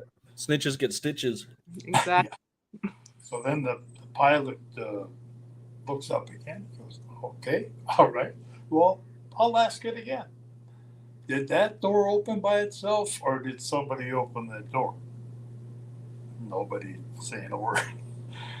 And so we're all just kind of sitting there. And so he said, "Well, I'm going to ask it one more time. If I don't get an answer, we're going to stay right here because the FAA wants to know. And until I give them an answer and tell them that we're okay, we're not moving from the spot. I'm not allowed to. So if you want to sleep here tonight, that's fine with me. I've done it many times before." So, I'm getting paid anyway. right, Yeah, that's right. Yeah. overtime. Mm-hmm. So finally, it's silent, and Mad Dog peeps up. He goes, "I opened it." You can hardly hear him. He goes, "What? I opened it." He's like a little puppy dog. I opened it. And the pilot went furious. He went, "What is wrong with you? What's wrong with you? You could have killed us all. If that door would have flew off and hit the tail of the plane, we'd all be dead right now. What's wrong with you?" And so that dog's hearing this and hearing, and finally he turns around, he grabs the pilot and starts choking.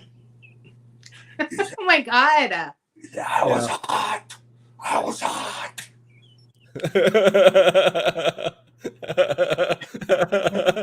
We're prying the hands off of the pilots. He's our only pilot. I mean, we only had one pilot, and so got his hands on grip off his neck, and he's like, "Okay, next time you'd already told you that. Next time you get hot, let me know. I'll turn the air on. I'll turn the air on." And so he goes back through all of us, gets back in, starts the plane up, and off we go. Then he slows down, stops, comes back. You get a change with seats. I don't want to try to do this again. So you got to sit up here. I said, "You want him closer to you? Are you kidding me? He'll be fine. He'll be fine. I'll keep an eye on him." So we land in Minneapolis. Mad Dog realizes that he threw his bag out, threw the title out, threw the trash can out. All those could have hit the tail. We would have been dead. The title belt. So he's walking down the runway to his car with nothing. He's got nothing. He's got his T-shirt on. But that was quite the story. Quite the evening. Quite the uplifting. If you were falling asleep, you weren't sleeping after that. No. Can you imagine the person that found the title? Like, how did that get here in the middle Why of is it covered in barbecue nowhere, sauce? Iowa? Yeah. Why has it got barbecue sauce all over it? Yeah. They often would often say on the AWA show, "By the way, if you're happen to be out in your field and you came across the World Tag Team Championship of the AWA, it's ours, and we'd like it back." Yeah, we'd like it back. So, I wonder where it's up in a tree somewhere to this day. Yeah. Crazy. Oh boy. Another crazy story. Kelly's mother and I were down in Atlanta, and things weren't working too well.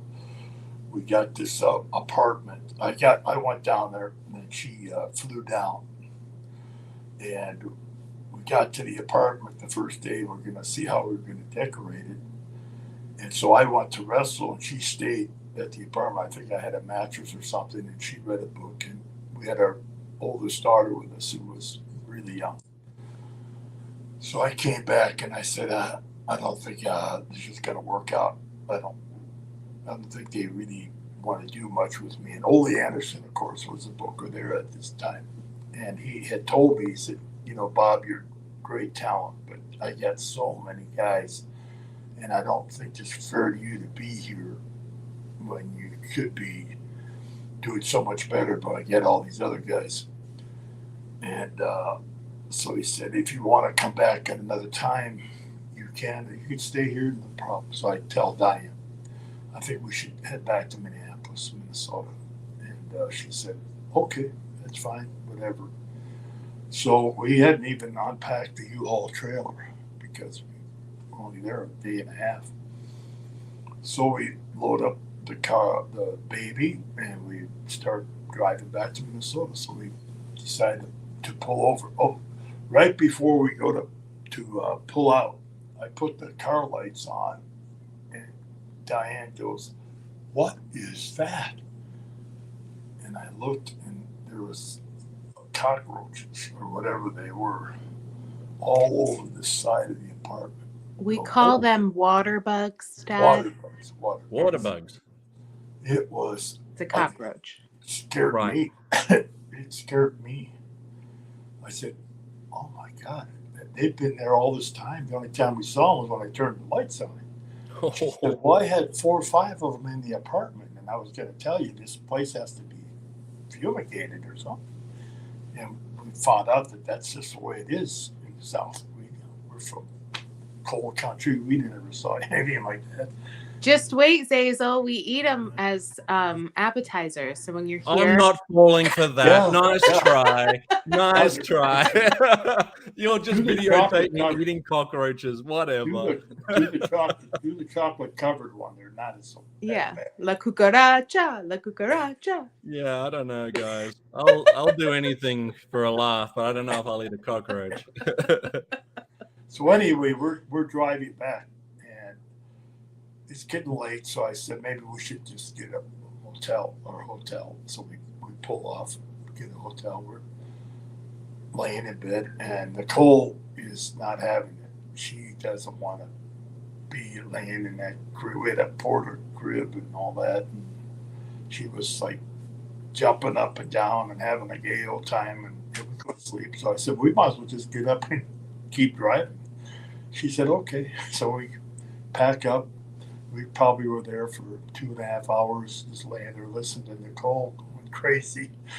And so we head down the road. So now it's time to get gas, probably about 4 or 5 o'clock in the morning. So I pull off the interstate, gas up, get some things to drink or whatever. And off we go, going down the road. And damn, every semi that comes by me, he's like honking the horn, blinking the lights, and can't figure out what the hell.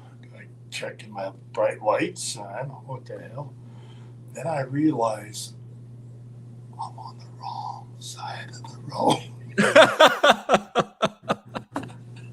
Just like that movie, Planes, Trains, and Automobiles. Yeah. John Candy's driving down the wrong side of the road. That was me. And I had a trailer on the back with my wife's on the passenger side and my baby in the back behind me. Wow. Driving down, and there was nowhere to go. So finally, because it was so late at night, there wasn't that many trucks or traffic. I saw a little, opening where police cars go back and forth across the highway, and I pull in there. And I stopped, and my heart was like, I didn't want to tell Diane. She said, "What are you doing?" I said, "Honey, I was driving on the wrong side of the road." She said, "What? Oh my God. How long have you been driving the wrong side?" For miles. Oh, She said, man. I wonder why everybody was honking at you. Oh my God, talk about just barely may not be here right now talking to you. Kelly would even be here. I wouldn't be here. Yeah. Idiot. Idiot. Dumbass. You dumbass. Speaking of U-Haul trailers, I went back to Atlanta years later and teamed up with Pat Song. And there was a fellow by the name of Waldo Von Erich from Canada, and he wrestled as a Nazi German guy, and he wore the swastikas. Oh my God, that would never fly today. He lived dangerously. He carried the. You thought the Iraqi sympathizer gimmick was a bit rough. Right. He had the German helmet on and all that, and it was time for him to leave. So they had a loser leave town match. So I think it was like a big high school or something, bright daylight, whatever. And so I drive up and I see his car with a trailer on the back of it. And I'm not really paying much attention to it. And it's right at the front of the building where everybody's going in. So we get in and they start going through the matches. And they said, and in the main event, Waldo Von Erich against Bill Watts in a loser leave town match. I went, geez, I wonder who's losing that one. He got the U-Haul out. He didn't even try to hide. He didn't go in the parking lot or sneak over and, what is wrong with you? I said, what are you doing? Well, I'll believe it. I don't care. But he said, it's the only place I could find to park. I said, you can't park that. Right out front. Front, and they're having a loser leave town match. Anyway, I thought that was kind of a cute story.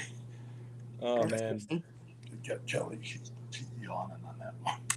I did not sleep well last night. And then, wait a minute. I didn't sleep well last night. My son didn't have school today, so I was so excited because I was like, I get to sleep in. And hopefully my daughter sleeps in. No, I woke up at like 5 a.m. Oh, wow. Couldn't get back to sleep. So I've been up, and then I went to the gym and I worked on, I don't know if the people out in YouTube land know this, but I am training to get certified as a fitness instructor for Les Mills. And so I went to the gym today and I practiced my track that I have, it's like 14 tracks I have to learn, 15 tracks I have to learn to get certified. So I was at the gym for like 4 hours today working on that. And then I came home, had to get Cora from school. Then I went back to another gym to get CPR certified, CPR, Heimlich maneuver, and first aid certified. Brilliant. Nice. Then I came back here, ate dinner, and came on to talk to you fine folks. So if she yawns, that's why, Dad. Yeah. That We doesn't love have the story. anything to do with your story. I am exhausted. I think the real reason behind all this is that so you can save Zazel's life when he goes through all that training. I might need the Give him Heimlich the maneuver after those cockroaches. There's a group chat that we're in, and the one that we were talking about with Adam from Go Figure, and how we were going to parent swap so I could get a horse and he can get a Cobra Clutch. And he posted a video of his legendary father calling a moose. Yes, the moose call.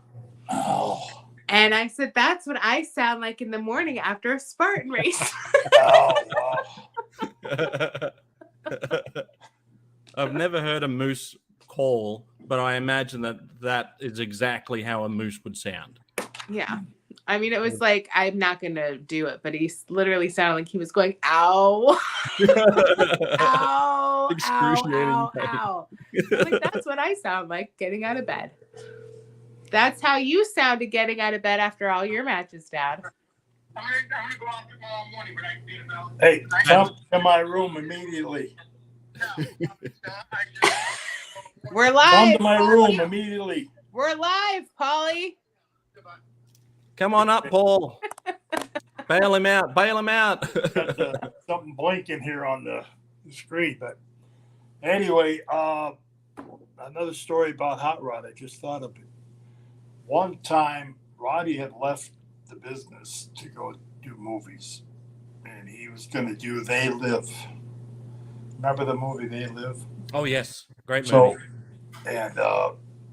So he went off to do They Live. And so the movie was coming out, and we were coming to Portland, Oregon for a match. And Bought it. So he called me and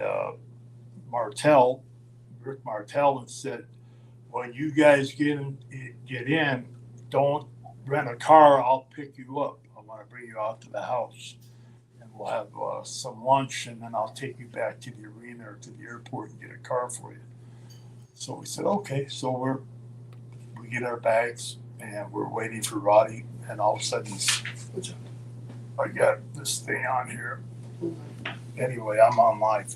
And so, hey, Paul. Come fix it. I'm live. What's the Hey, matter? Paul. Speaking of Rolling Stones, Paul went to see Rolling That's Stones, why I didn't he? can't figure out. Hi, Kelly. Hey. That's Paul, my business agent. So Anyway, all of those legendary. people, all of you guys that call or message me and want to book my dad, and I go, you need to contact Paul Inserto. That's Paul. That's Paul. That's me. That's the legend. You're dismissed. Anyway, drop it, give me 20 first for making us go low on power. Okay. So he picks us up and he pulls up in this beautiful two-door, I think it was a Mercedes, white Mercedes Benz. And we're talking about the movie, and he's now an actor. He's a certified actor, and this movie's going to be the sensation of the nation. And we're just talking and talking. So finally we get out into the country, and we get to the top of this hill, and as far as you could see was the road like that, up and down like a roller coaster. And he looked at me and he goes, "You got your seatbelt on?" "Yeah." He looked in the rearview mirror. "Rick, you got your seatbelt on?" "Yeah." "Well, hang on, boys." And off we went. And we went as fast as that car could go. And we went up, and I mean, your stomach was, whoa. It's like being on a roller coaster ride. And nobody, not an animal, not another vehicle was on the road, not even a couple of mice or anything was around. So we pull up to the top of this final hill and we slow down. And I said, "Roddy, how could you do that with, not knowing if there were cars?" He said, "I told everybody to stay off the road." This was my special treat to my good buddies, Rick and the Sarge. So we were going for a ride. So they all took the kids inside, hid the animals, and did everything that had to be done.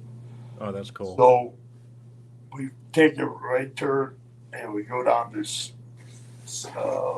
dirt driveway, similar to where we live, Kelly.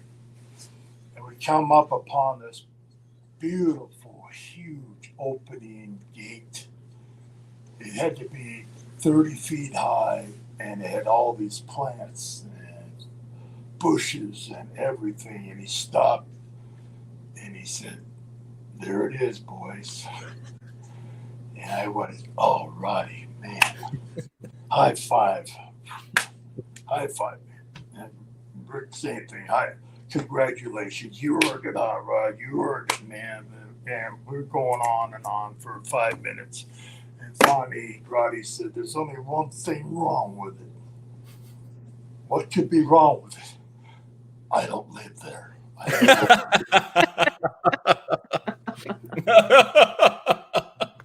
And he takes a turn and goes down another little driveway. He's got this beautiful home. I mean, it was nothing like that. But he just got us really, really good on that one. That's hilarious. Never a dull moment. My face is getting a workout today. I feel it. I feel it. Oh. Dad, what time do you have to be up in the morning? Early.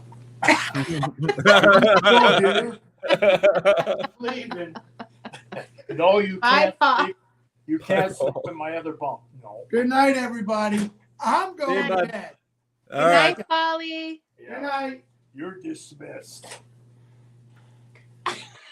Did he flip you off as he walked out the door? Money hungry son of Push him down the stairs. No, Paul's a legend. I'm looking forward to meeting Do I Paul. look like Alec Murdoch to you? Oh, I don't want any Zabe probably trouble. has no idea who that is. Mate. I wasn't thinking. I I thought don't want any trouble, Sarge. Alex that was- Murdoch is a horrible, horrible human being who murdered his wife and son in Well, I don't Charles, know what he looks South like, though, so Carolina. you could still look like him. I don't know. No, No? he actually, you look more like Oh! a younger version of him. well, he's just because he's a ginger, that's all. Okay. Anyway, horrible human being with no soul. So congratulations on your. Did you pass? Well, so what happens is you get one track, so basically one song, and you record yourself teaching that one song, and then you send it in before training. And then you get critiqued on that, and then you go through training and you send in another video after training. Yes, Zazel is a ginger. You will have to have a closer inspection in person. I never considered myself very ginger, but Not a Rogers either. Do you not have red hair? it might. What does it look red? Yes. I knocked over my action figures. You have a red beard? Oh, there's definitely red in the beard. Yeah. Let's not distract ourselves with whether or not I have a soul. Okay, let's move on. What an odd looking guy. Hey. Hey, I've been taking enough about my jaw the last 50 years.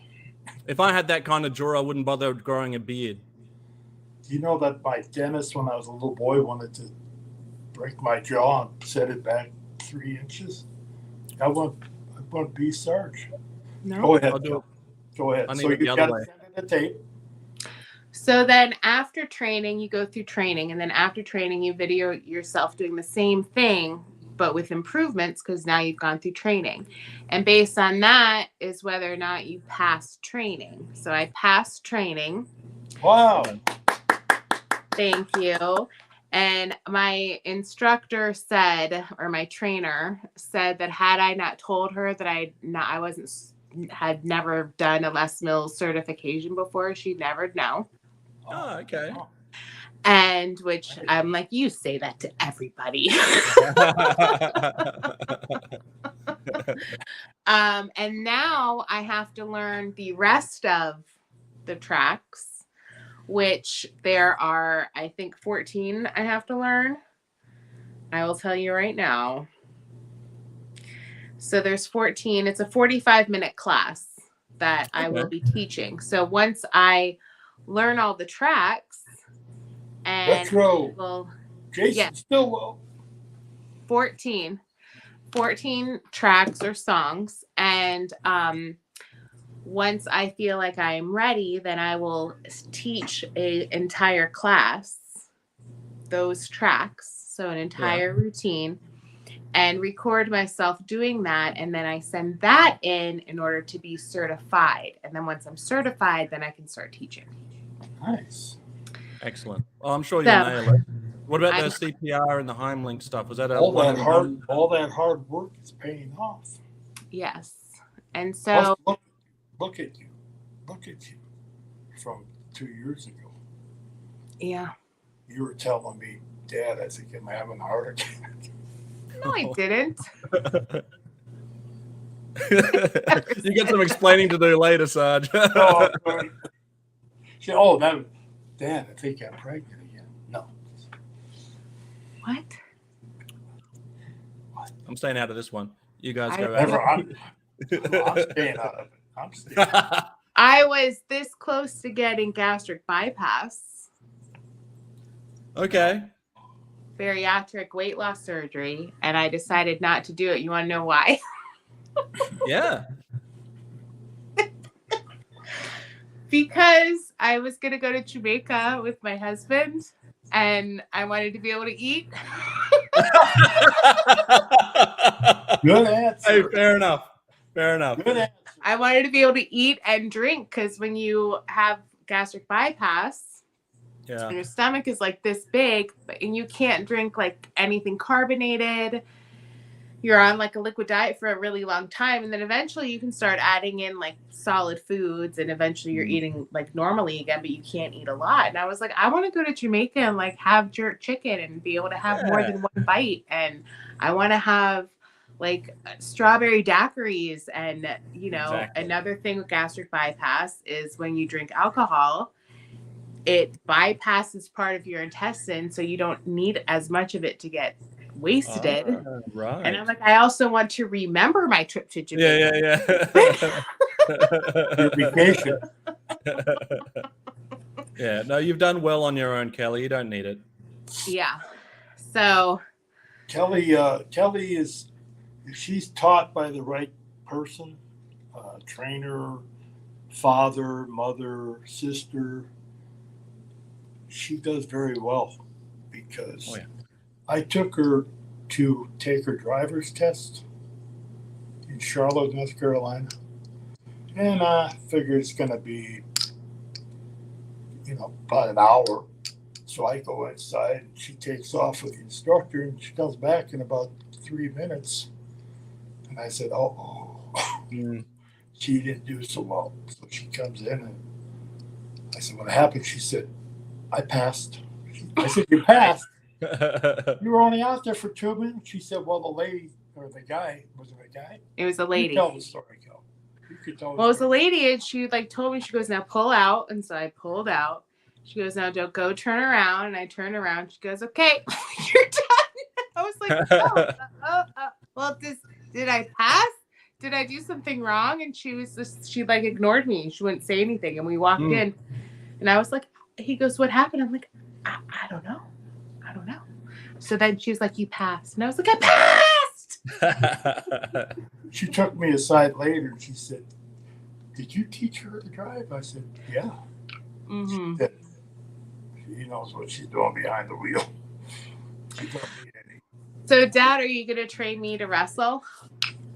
Probably not. I think you're on the right track. Huh? You're on the right track where you're going right now. Smart move, Sarge. Smart move. Yeah. Well, can you teach me to manage? Well, I wouldn't jump in the ring with you, Kelly, because I know I wouldn't survive. So I could probably teach myself to manage one day.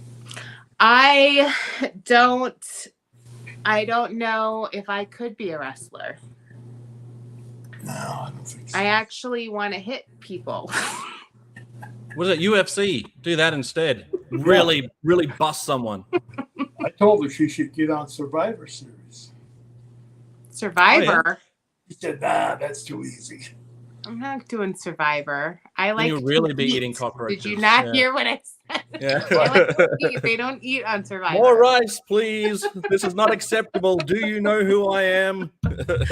Don't you know who I am? I'm a celebrity. Get me out of here.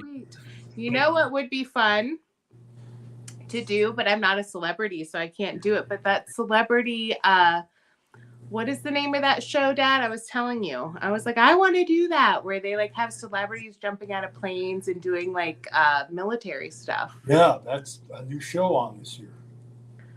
Okay. Yeah. I haven't watched it. I saw that there was a baseball player on there from the LA Dodgers, former baseball player. I think he was a catcher, if I'm not mistaken.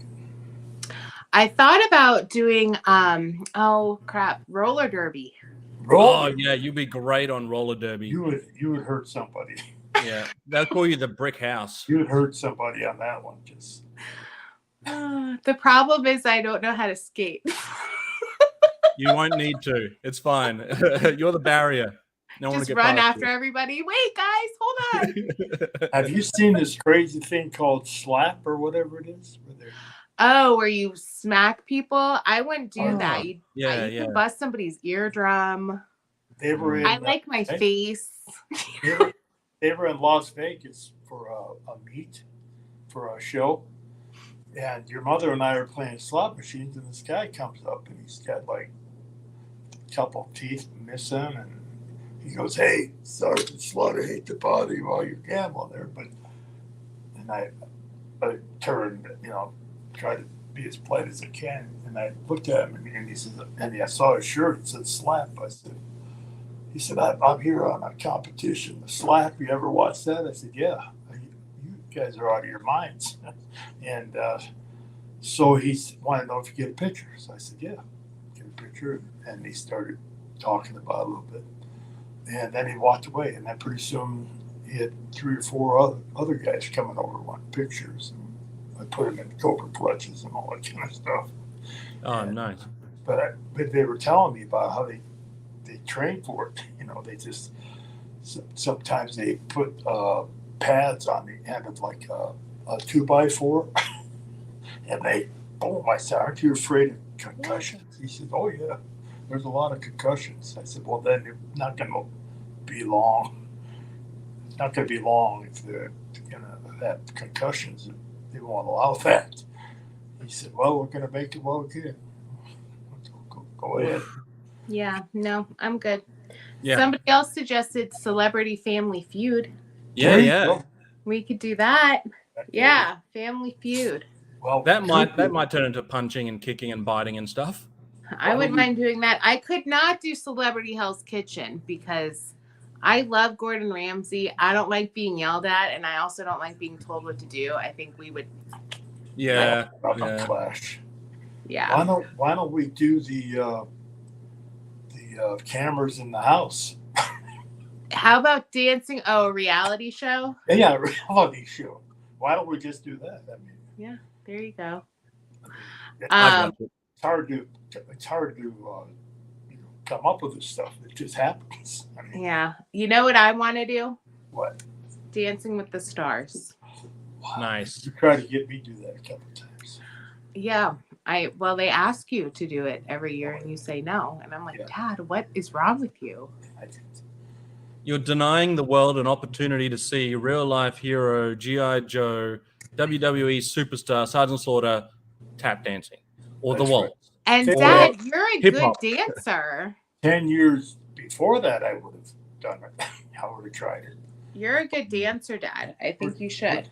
The reason I got out of the ring is because I couldn't walk, much less dance.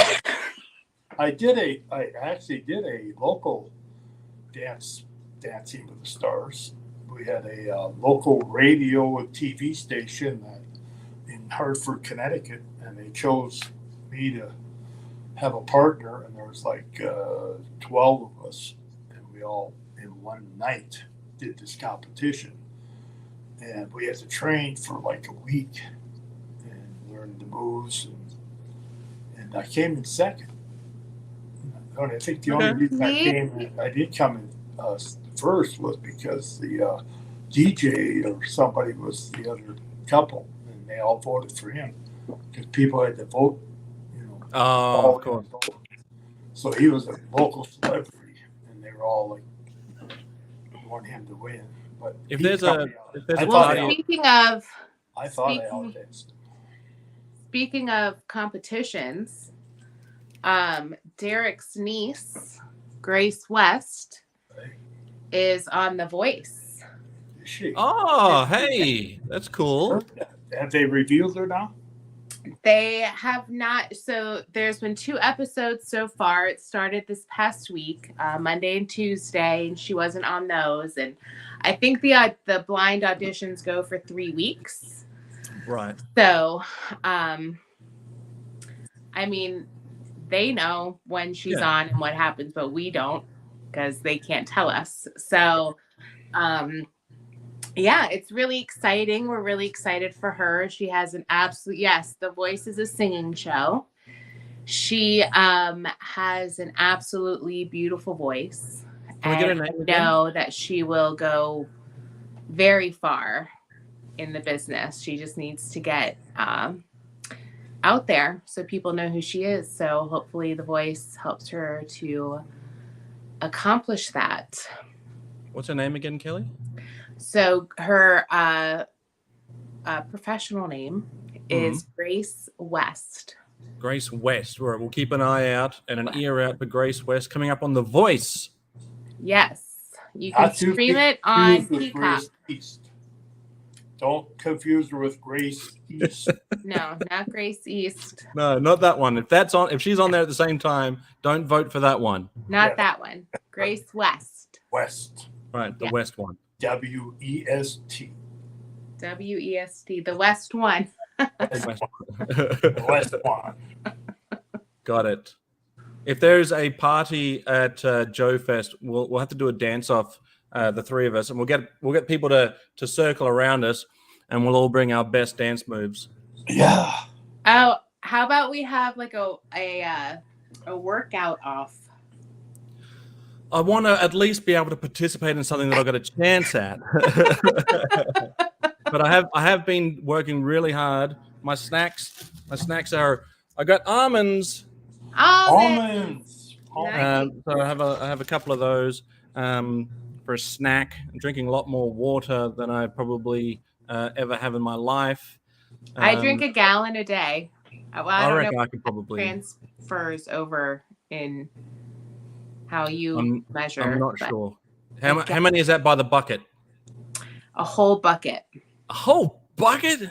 Well, I don't know if I could drink a whole bucket, but I need a whole bucket when I'm done because I need to just drench myself in cold water. But It's like I'm hoping, 110 ounces or something like that. again, not a unit of measurement that we use. Damn it. Well, what do Yeah. you measure? Kilometers? To liters. Yeah, how many waters per kilometer do you drink? So I'm not sure if I'm going to be much slimmer by the time I get to Joe Fest, but I'm hoping, not even Joe Fest, I'm talking about the Savage Race, but I'm hoping my cardio health will be enough that it'll get me through the day. So Yes. Do you want me to look into making it like 4 months later? yeah, can you push it back? Thanks. Yeah. Put some. Sorry. Yeah. Due to difficulties someone's not in shape yet, so they can't come. So we got to move it. The 3.8 liters. I just got to thinking. That's a What lot was of it? water. What was it? 3.8 liters A day. a day. That's a lot of water. That's what I drink. So that's That's not a this lot of right beer. here, That's I not. drink That's not a lot 4 of beer. of these a day. Wow. Yeah, right. That's more than I drink. I drink a lot. So this is what I do. This is how you get your water in, everyone that wants to know. This is important stuff. You get one of these, you fill it up, and you put it next to your bed at night when you go to sleep. So when you wake up, you start drinking your water. So by the time I go to the gym in the morning, I've already drinking. I've already drank an entire one of these. Then I fill it up again and I go to the gym. And while I'm working out, I drink another one. And sometimes when I'm at the gym, I fill it back up. I'm already halfway done with my water by the time I leave my gym. A liter an hour. Wow. A liter an hour. That's good. So I'm not doing the conversion again. You can do the conversion for yourself, Zazel. Okay, I'll do some homework. It's supposed to be you drink however much you weigh in pounds. Okay. You half that, and that's how many ounces of water you're supposed to drink a day. It's not confusing at all. I've got this. So convert your weight into to pounds. And then divide that in half, and then convert that number Convert that to liters. Gotcha. Too easy. Too easy. Know. I have no idea how that works, but I'll just keep drinking until I can't drink anymore. Yeah, I drink a lot of water, but that you're supposed to drink a lot of water. Just don't drink a lot of water and then not go potty because then you get sick and die. Gotcha. Make sure I go potty as well. Good tip. Yes. Good tip. Drink lots of water, but also go potty. Yes. Hazel, I was just sitting here thinking and looking at you, and you must say to yourself when you lay your head on the pillow every night, yeah, why did I want to meet Sergeant Slaughter? Why? What did I do wrong? What? You're looking at me and thinking that? Because I'm going to put you through hell. Like literally as soon as you get here. Just to try to get, I mean, you'd be better off to fly me there. But then it'd be nothing but ribs and barbecue sauce. That's true. Never thought about that. Yeah, don't be They're opening always the door when you're on a commercial flight. Everybody will get sucked out. That's So right. this whole trip, yeah, exactly right. That must have been very scary. But this whole trip to Joe Fest has evolved since its inception. So the goal, which we've successfully been able to do, is get to Joe Fest and line up and get a signature from my hero, Sergeant Slaughter, with all the other Sergeant Slaughter fans. That is a great stuff. Brilliant, perfect, can't wait. But it's also transitioned into getting to hang out with Kelly, do the Savage race, meet the family, and then meeting everybody from YouTube lands like Phil. Well, Phil won't be there. Sorry, Phil. But Hans Chow is going to be there. Sorry, Phil. I threw your name out there. It would be awesome if Phil was there, though. But Hans That is would going to be be there. awesome. Adam is going to be there. Chad is going to be there. Ken is going to be there. All of these epic people are going to be there. That it's really turned into like a once in a lifetime opportunity to meet so many great people, plus my hero, the one and only Sergeant Slaughter. And then after this epic adventure of going to America, I'm then spending some time in Canada to look for Sasquatch. So, What has come into you? What? Look what I happened want to to know your life. what the Sasquatch call is. oh Is yes, that the moose call? I wonder if it's very Meese. similar. The meese call. Mises, calling Mises. Calling meeses. I want to know how you call Sasquatch. Hello, Bigfoot. Probably collect, I would imagine. Yeah. So, Dad, I've been sending Zazel videos of because I've never done a Savage race before.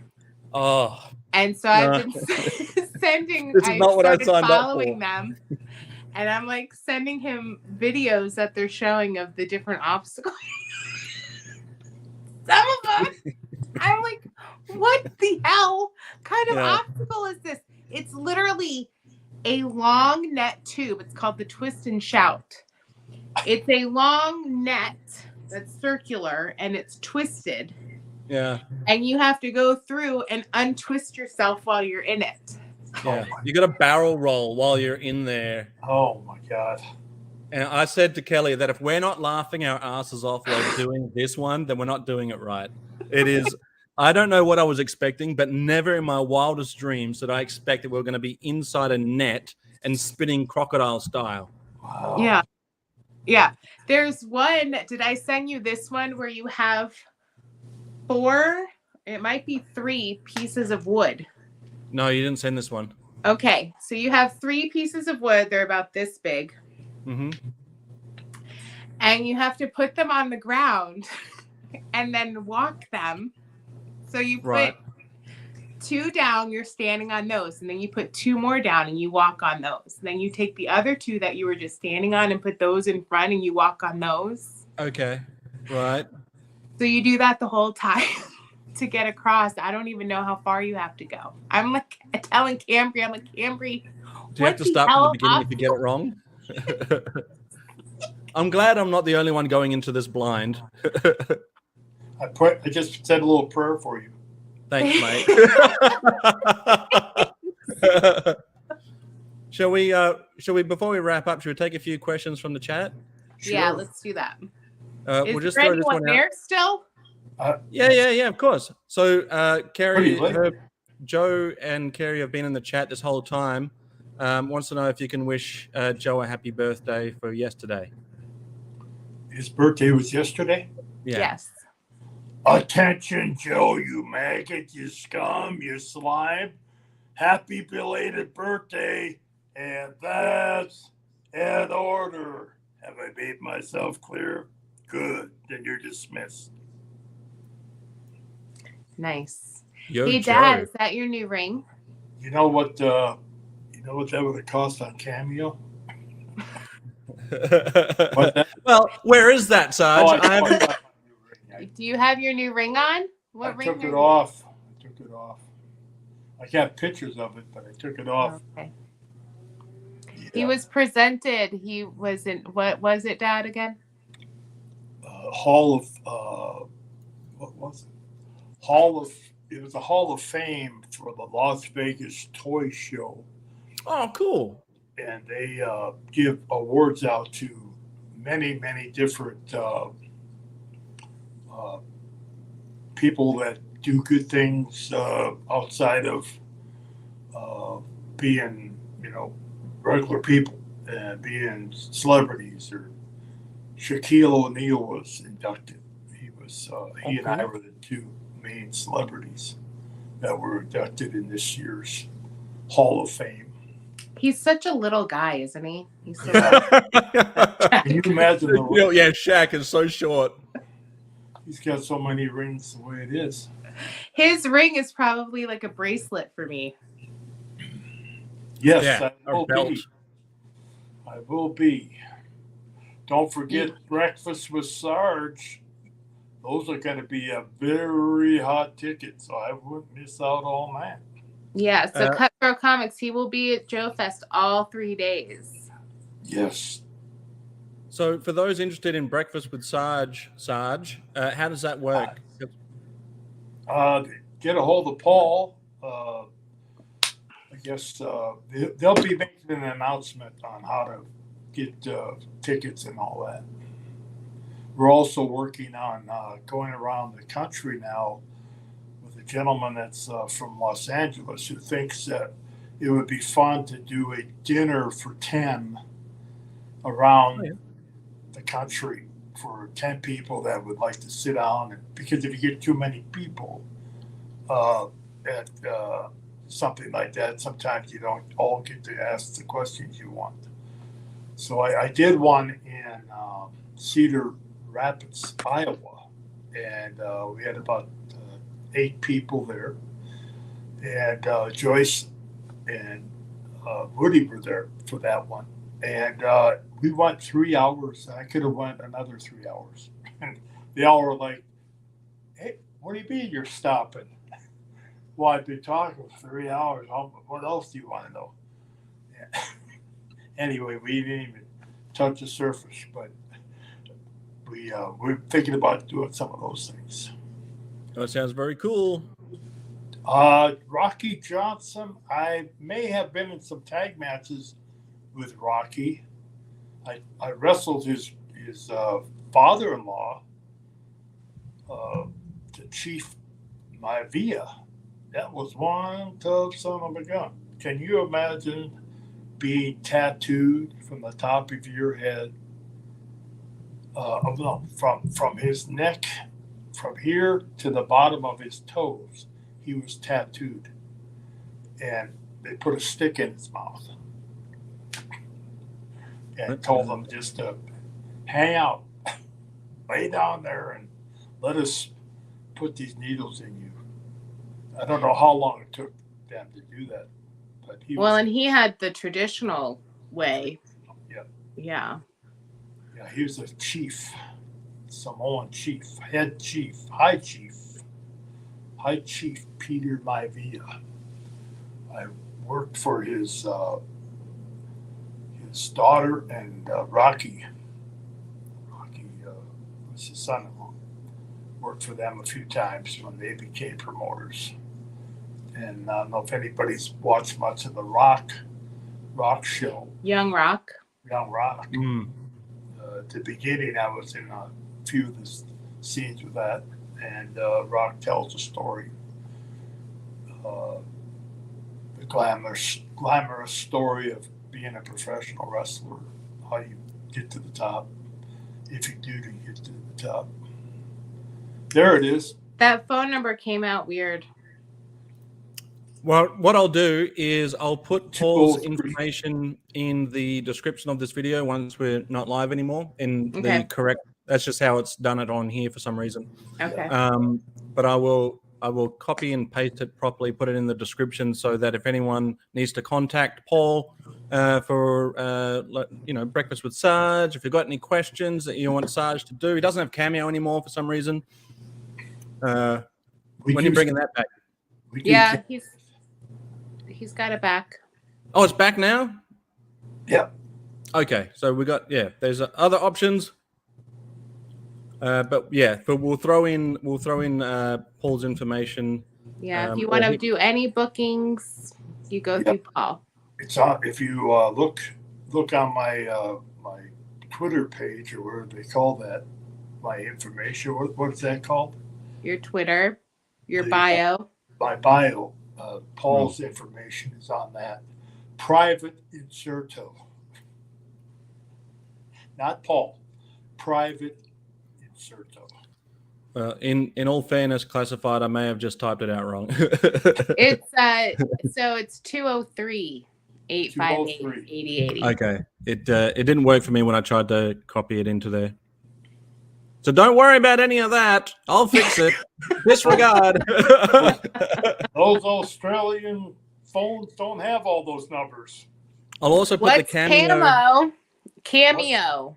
Cameo. Cameo. It's a website or an app where different celebrities, you pay a certain amount to be able to get like a happy birthday message or be able to talk to them or whatever.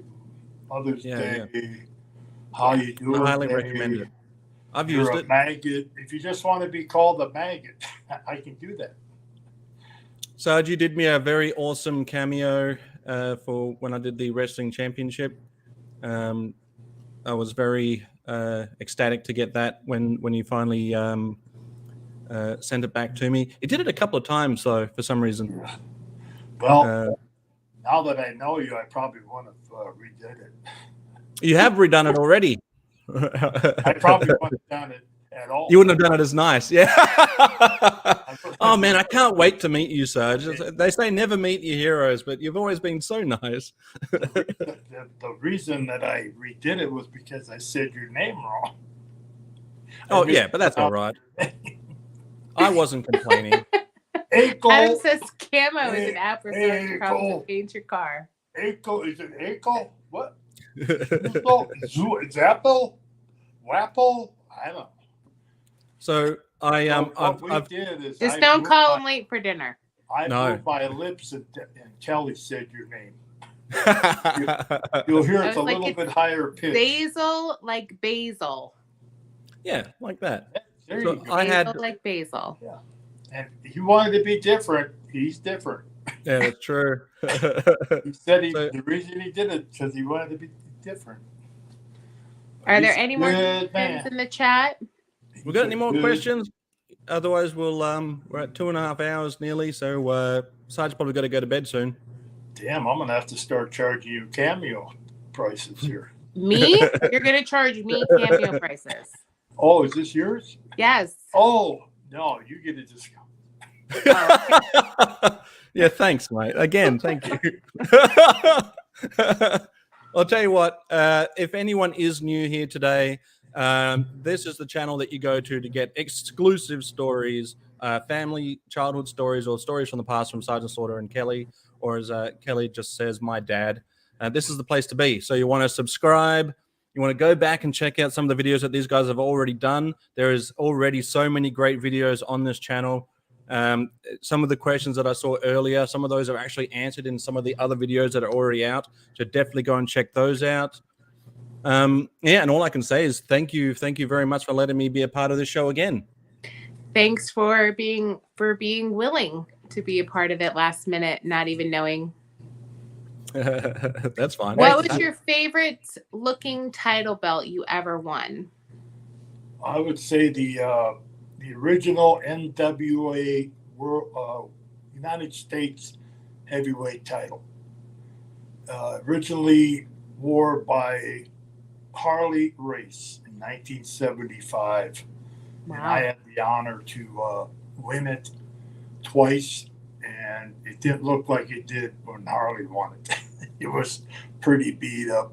It had already had a couple of different leather straps replaced because it was just abused, and it was basically created because the NWA World Champion traveled around the world, so he wasn't always available to be in Crockett Promotions organization. So they wanted to have a title that was compared to the world title that was there all the time. So they created the United States Heavyweight Championship. Do you still have that belt? Is that one of the ones that you still have? I do. People claim it's not real.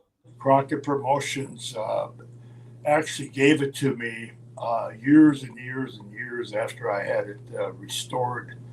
Because when I last had it, it was in such bad shape. It was on a black leather, and you could almost tear the leather. Oh, yeah. Flimsy, and you couldn't even wear it. You had You do, Master Versal. It would be about that big. You carry it to the. If you ever watch any of the old videos or tapes of doing interviews and things, you'll see me holding the title like it's just that big, and that's all you could do, because if you opened it up, it would disintegrate sometimes. So they finally got to where they wanted to make a new title. So when the new title came, and Wahoo McDaniels beat me for the title, he took the new title and never, because I brought the old title out to the ring as I was the champion. And when he won, they brought the new title in, and he didn't want anything to do with that old title, so he took the new one, the pretty, one. And so I just took it home and I put it in the box in the closet there in Charlotte, North Carolina. And probably told me not to touch it. Yeah. And so I left it there, and finally we moved to Connecticut, and I started going through boxes, and there it was. So I just put it back in the box, and we moved to Connecticut, and I put it in my closet up there. And then one day I came across it, and I said, I should have this redone. So I called the guy up that knew all about it. Can you redo it to look just like the original NWA United States title that Harley Race had? He said, yeah, I'll get some pictures. So we got pictures of it. And he sent it back. I said, what do I owe you? And he said, you don't owe me anything. Oh, cool. Nice. It's an honor to even touch it, he said, much less rebuild it. And so he was from Cleveland, Ohio, and I think he still does some titles. But anyway, so I had it redone, and I took it to the WWE, who owns now who owned WCW, which was a product of the NWA. But since the NWA has been rebought, the WWE has a lot of the old things. So I said maybe I should give that to Vince, because he really owns it. And it's not really mine, it's his. Right. He owns the rights to all that stuff. So I took it to him, I showed it to him. And he said, that's a beautiful title, but I don't have any use for that in my company. That's an NWA thing. So you just take it. And I said, oh, thank you. So then we took pictures with John Cena, and Triple H was the world champion. Right. At that time, John Cena was the United States champion for the WWE. And so I just take it to shows, the shows where I know people would appreciate, because they followed that league. Yeah. The Crockett Promotions, mostly the southern region, because they all saw that title at one time. Those who remember or went to the matches and saw Harley Race and Ric Flair and Ricky Steamboat and Sergeant Slaughter and Wahoo McDaniels and Blackjack Mulligan and Johnny Weaver and Paul, all those guys that held that. I don't want to toot my own horn, but every great legend. But here I go. Here You do it. Are we out of time? We're out of time. No. Every great legend that's ever stepped in the squared circle wore that title. Dead or alive today, they all. If you wore that title, you were considered one of the greatest of all time in this business today, because that was a trophy. You were the world champion of Crockett Promotions, basically. So, It's a great So looking I title. tried to give it back to WWE and Vince McMahon, but he gave it to me. Then we did a story about it where Crockett Promotions, we were doing that treasure show, and they wanted, Oh yeah, where's the title? Where's the title? And I after watching the show a few times, I realized that they were finding these things and then they were buying them, and I Right. didn't want to sell that thing. I just didn't want to sell it at that time. No, that's going to be your grandchildren's college There education. you go. Well, yeah. Even if he goes to Yale or Oxford, he's in. That's how expensive that title is. But it's not the money so much; it's the prestige of owning that.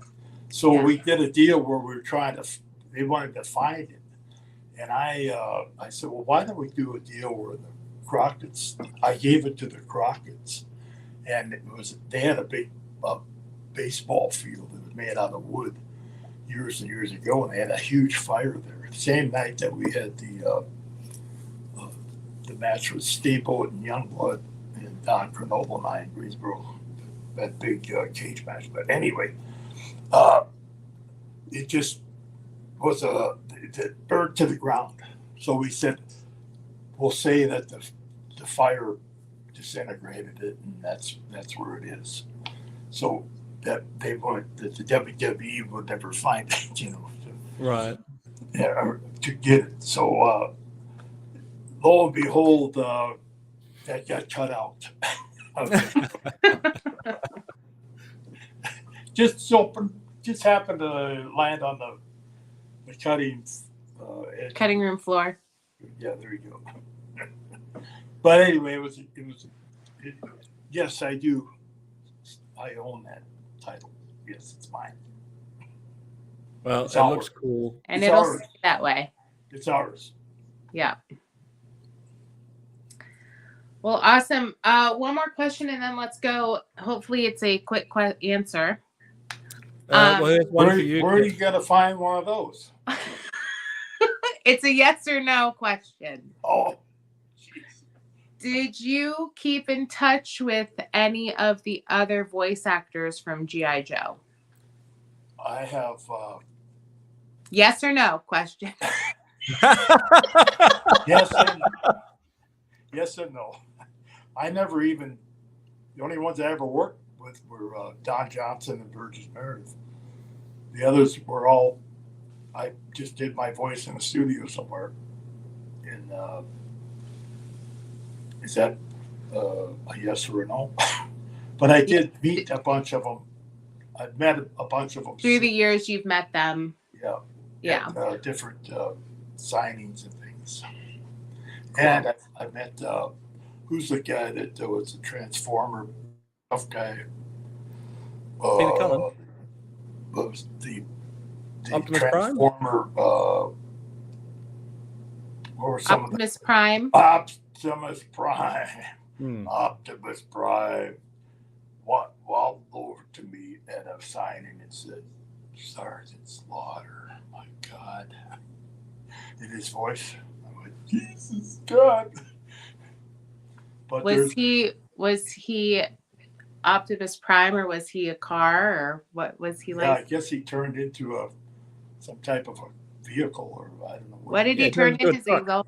Turns into a truck. But Peter Cullen also did the voice. Not only did he do the voice of Optimus Prime, but he did Nemesis and Forcer. So between the two of you, you were arch enemies. Yeah. So I told him I'm going to talk to Hasbro about bringing out a Sergeant Slaughter Transformer. Yes. We'll see who the There you toughest go. machine is. I want to take the Triple T tank and make a Transformer out of it. Oh yes. There you go. I'll buy 100 of those. What? Cool. Did you hear him say that? I heard him say that. I heard 100. buy 100 of them. 100. Well, we'll take check. We'll take credit card. Okay. I'll settle up when I get into the USA. Okay. Yeah. I'll just. Sorry about that long answer. No, I'm just messing with you, Dad. I know. That's a All great right. name for it. Slaughter former. Treasures for treasure. Slaughter former. Nice. All right. Well, Dad, thank you. One quick question. How are the GoFundMe thing doing? Oh yeah, good. So I've successfully managed to. Well, technically, the GoFundMe is still open technically, but I've been able to, through a lot of people that are in the chat here even now. So thank you to everyone in the chat that has donated. I was able to successfully get the airfares and everything that I need to get over to the United States. So it was a very successful mission. Thank you for the idea, Sarge. It was actually your idea for me to start a GoFundMe.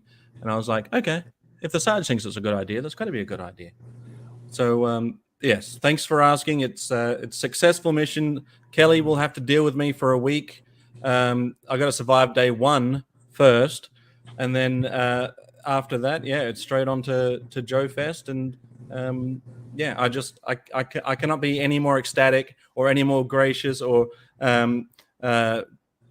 thankful enough to everybody that has been able to make this happen. So thanks, everyone. Thank you very much. Yes, Thanks, thank everyone. you. It can't get here fast enough for me. I just can't wait for So you can get it over and done with. Yeah, it's finally done. Thank Stop you to talking everyone for contributing towards Zazel's torture. That's what it is. That's what yeah. By my hand. Kelly and I are probably going to be arrested For Joe Fest. After Joe Fest, we'll be arrested, I'm sure.